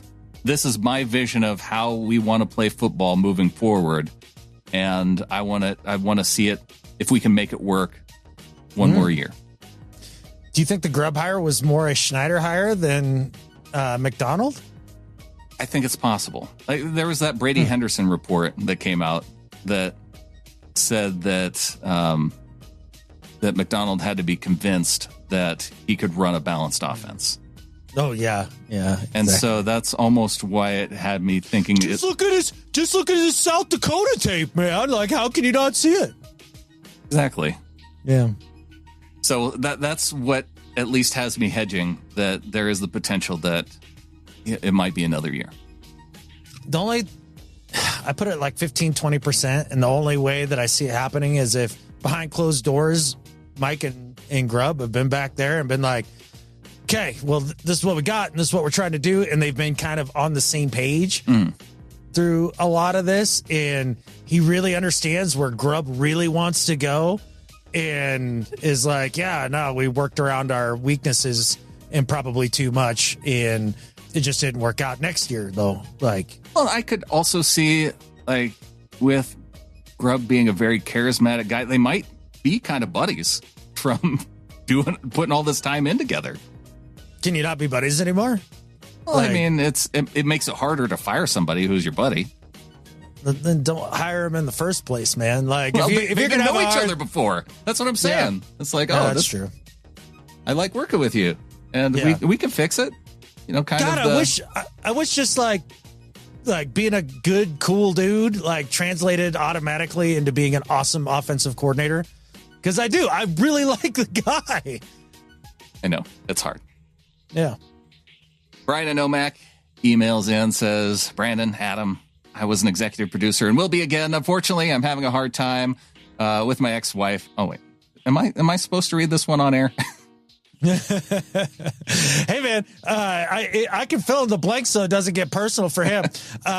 Ex-wife calls, wants all your money plus the money you never will have, and then gets the court to make sure you give it all to them instead of one of your favorite podcasts. I have a feeling if I were to sum up that, and don't ask me how I know, that's what it would come to. Am I right? Yeah, taking all my money and things we own and businesses we run. But in the meantime, I'm promoting the heck out of your podcast. I love that it's real and relatable. The last Prop Star show with Adam just being like, catfish everything made me smile because that's exactly how I feel. I'll be back, but it likely won't be until next year. Hopefully by then we can have some more faith in our success as a franchise. Sincerely, though, thank you for all the hard work and content. I truly look forward to the shows you put out, and you deserve much more reward than you likely get for your efforts. Go Hawks, for Brian.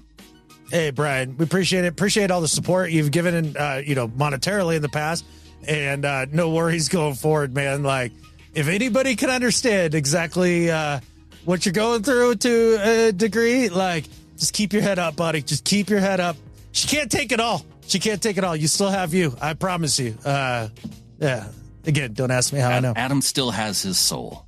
Yeah, I mean, it's debatable, but she didn't take it. That would have been a me problem. Yeah. Hi, fellas. This is from the Bard. Typing this on Christmas Eve, hoping for a good present. 2 Rams losses, please. Gift wrapped. Will Santa deliver? I've been a good boy, honest. I am holding my breath.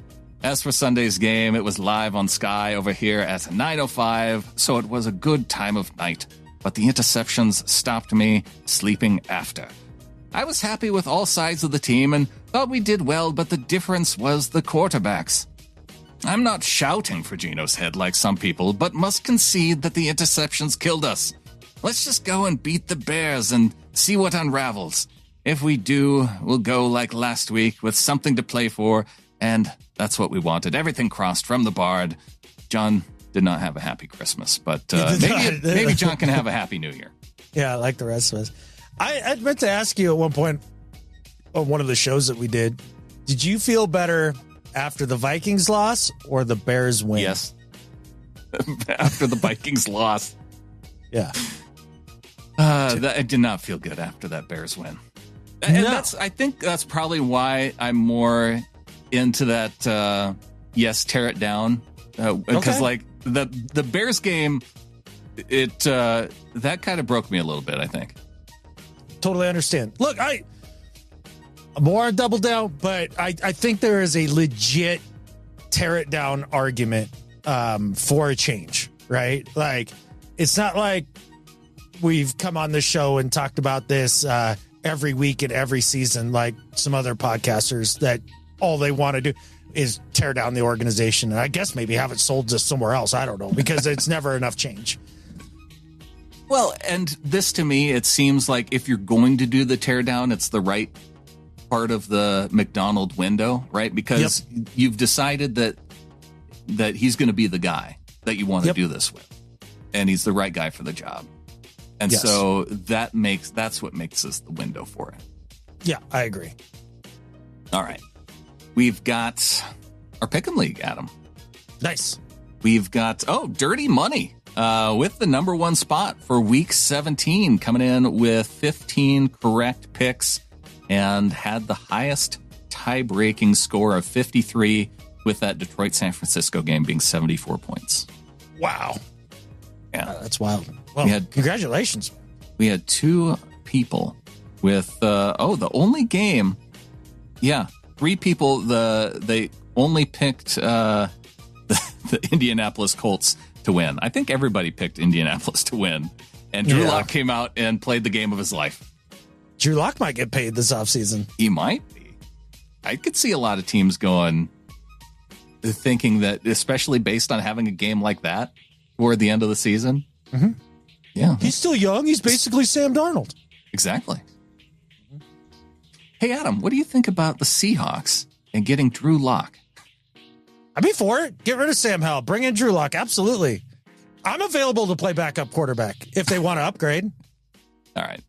Week 16 for the Pick'em League, because I don't think we did a show last week to talk about our Pick'em League winners from Week 16. 13 points correct. You had straight pink for Packer. How I Metcalf, your mother, both with 13 picks correct. And it was straight pink for Packer, which is how Pete Carroll likes his bubblegum. 50 points for the tiebreaker. It was the New Orleans Green Bay game. They only scored 34, so the under got it. And congratulations to them for the Week 16 win. No, that's good stuff. I actually got a text from Bronco Jared saying just today, gloating that he was 14th in the Pick'em League, and he's very excited. Is he really? You know what? I should pull up the overall standings right now. And it is Wirehawks in the number one position with 189 picks correct. Fernando Tejada at number 2, right behind. Fernando's always... he's always up there, man. He's always up there. Captain Long John, I Like to Touch by Bobo in that top 4. And then Lock It Away. And, Toon Hawk. Look at John in there at 186 in the top 5. Hey, congratulations, John. Hey, maybe that is the consolation prize to his bad football Christmas. There you go. Yeah. Yeah. There he is, Jared Tim at number 14 right now. Yeah, he's pretty excited. He's proud of himself. I need to go make sure that he's picked the Broncos every week and change those picks. We'll see if that ends up holding up. Okay. All right. Well, I'm going to try to go out and see him this next month or so. So whatever the verdict is, I'll be sure to berate him with it. If he gets into the top 5, I'll get him some stupid Broncos prize, like a Drew Lock signed Seahawks helmet or something. But only one thing, you'd have to send him a Russell Wilson signed mini helmet. Oh, yeah. Well, then it would be, then I'd have to do a Broncos mini helmet signed by Russell Wilson. That'd be awesome. Yeah. I love it. Okay. That's his prize no matter what. I've decided. All right. What do you say we get into some do better and better at life? All right, man. My do better this week is for anybody who is suggesting, and I've seen this in the comments of a number of videos, that you take Geno Smith and you sit him down for this game and you don't let him go out and try to earn his money. Like, that is such a classless, crappy way to run an organization. It's not even funny. Like, we're talking about what, a difference of $6 million total? If it's all said and done, Brandon, is that it? $6 million in the, grand scheme of the cap and everything that happens over time. Like, that is so cheap. That is so bad. That'd be like being one of these poverty franchises, right? You're being the Raiders or the old Bengals or the Browns or whatever. That's the type of move that those craptastic, or the Cards, those craptastic organizations make.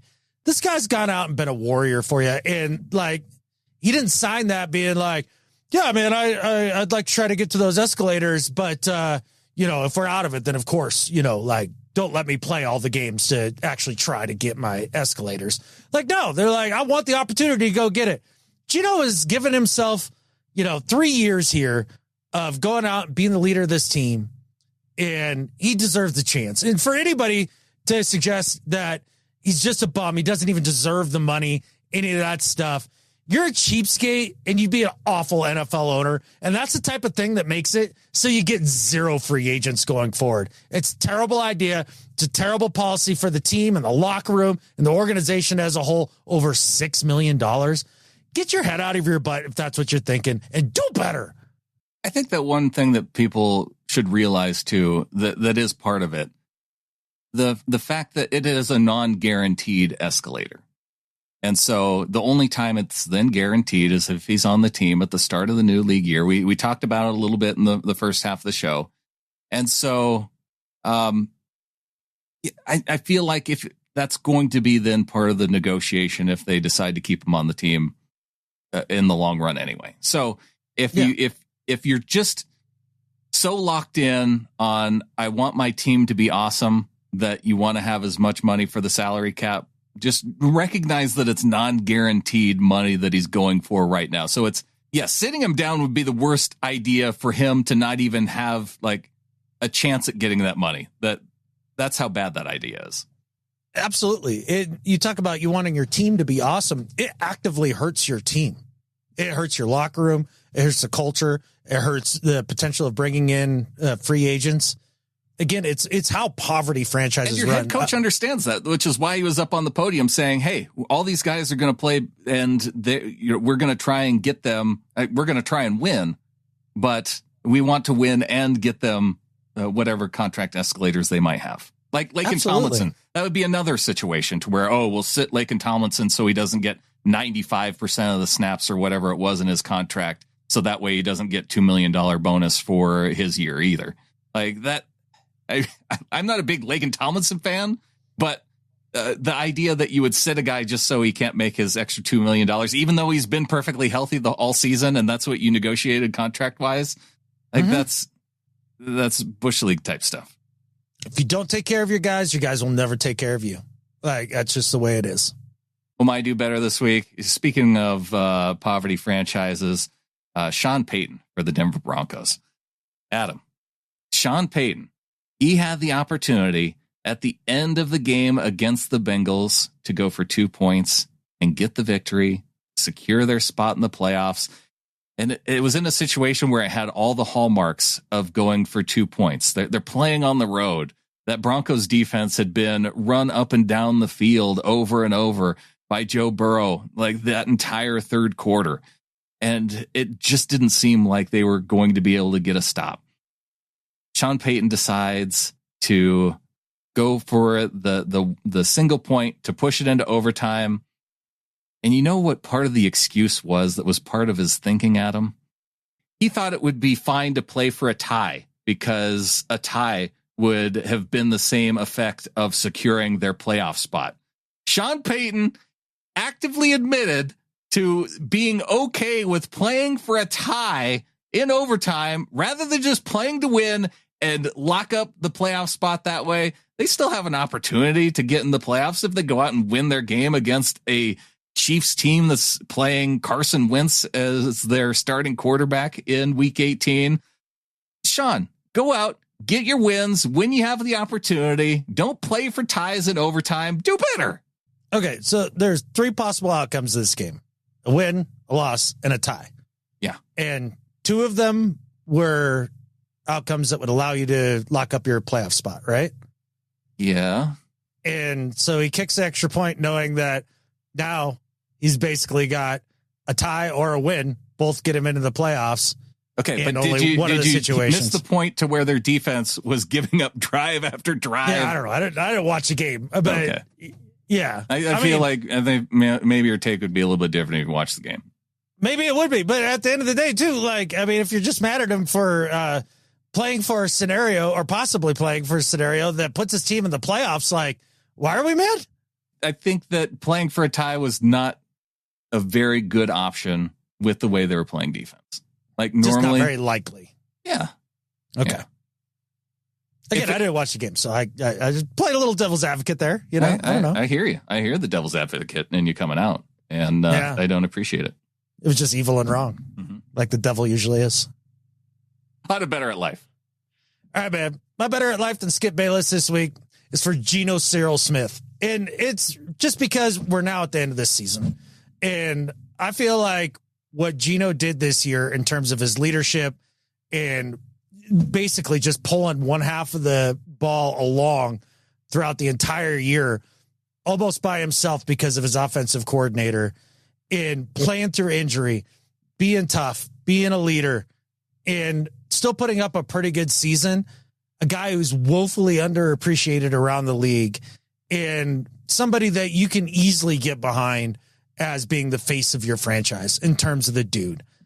I just think that his effort, his commitment, his resurrection of his career, and all of that is just not properly celebrated. I think he gets crapped on way too much for performing as well as he is under the circumstances in which he's subjected to.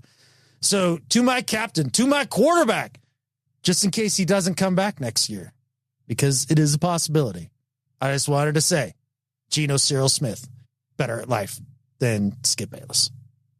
Well, one guy who I fully suspect to be back next season with our Seahawks, my better at life this week is for our head coach, Mike Macdonald. Adam, he did it. He came in. It wasn't pretty to get that 9th win and get to a winning season over the Chicago Bears, but he did it.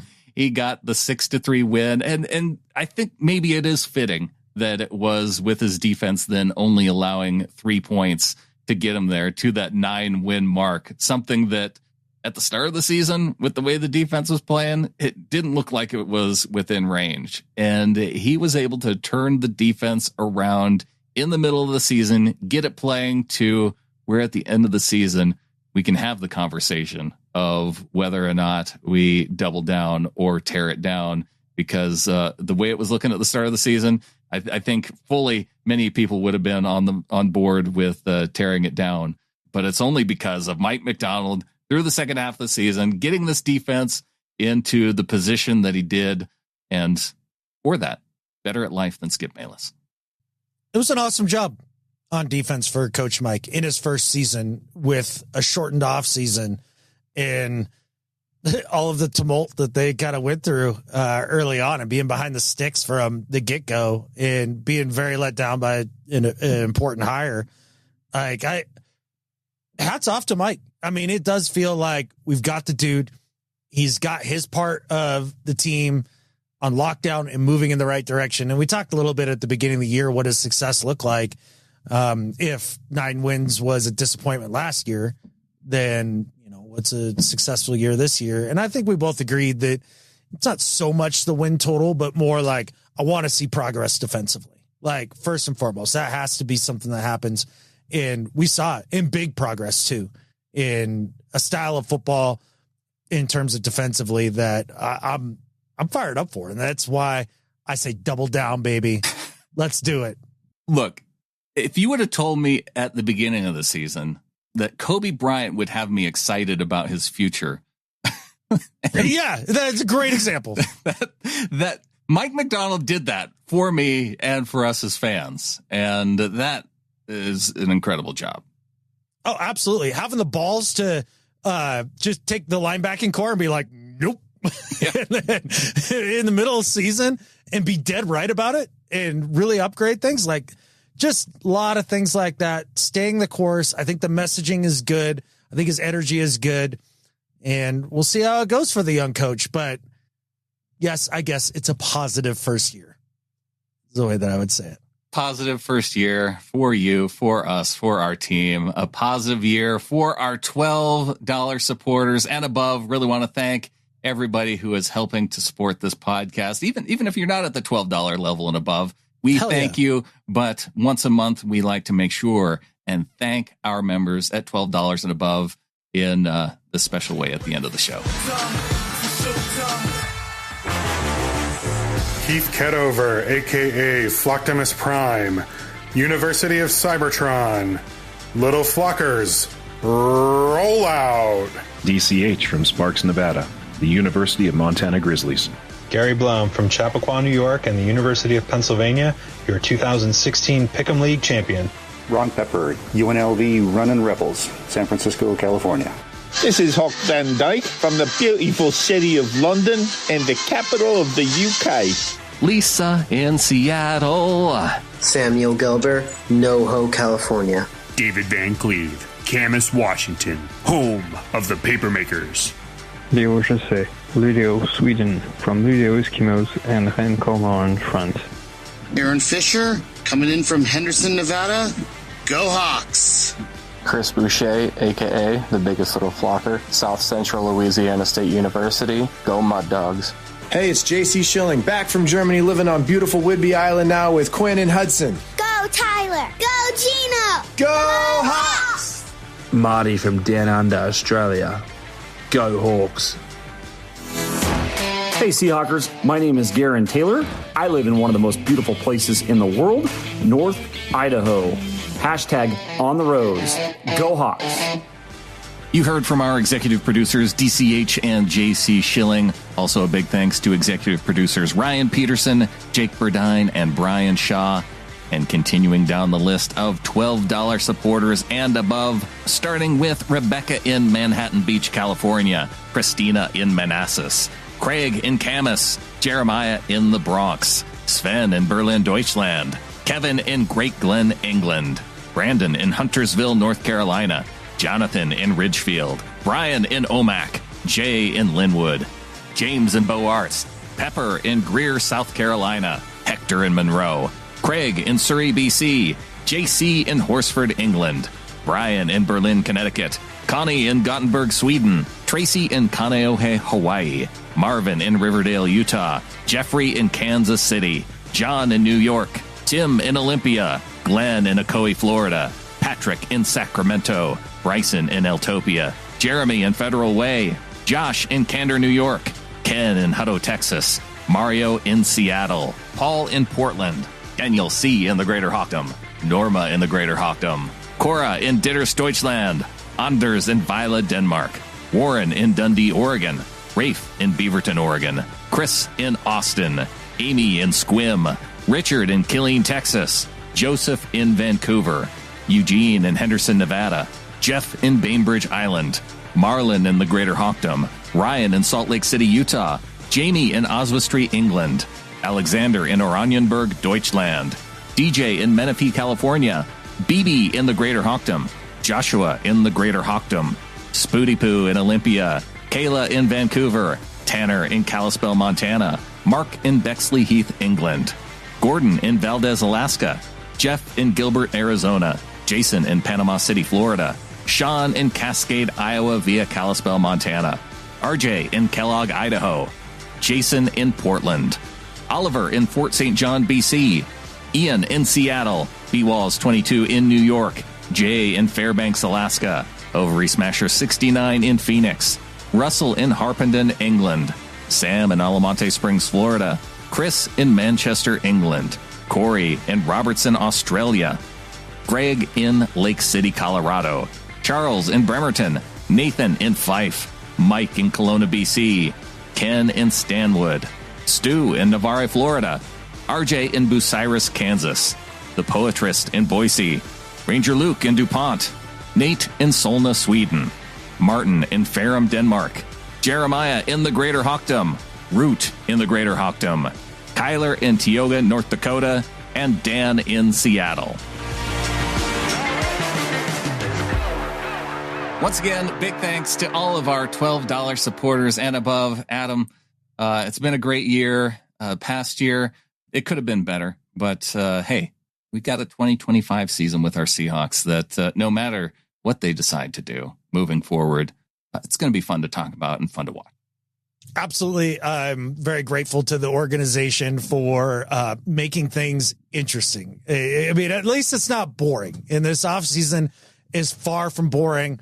A lot of cool conversations to have, a lot of decisions coming down the pike that I think are going to be super informative to where things go. And what I do believe, and I'll say it again, as I said in the beginning of the episode, Brandon, I think this is one of the more pivotal off seasons in this organization's history, considering the transition to Mike this year and all of that. So big thanks to them for keeping it interesting so that we have stuff to talk about that maybe you guys like listening to. And I think with that, there's only one thing left to say. Go Hawks. Go Hawks.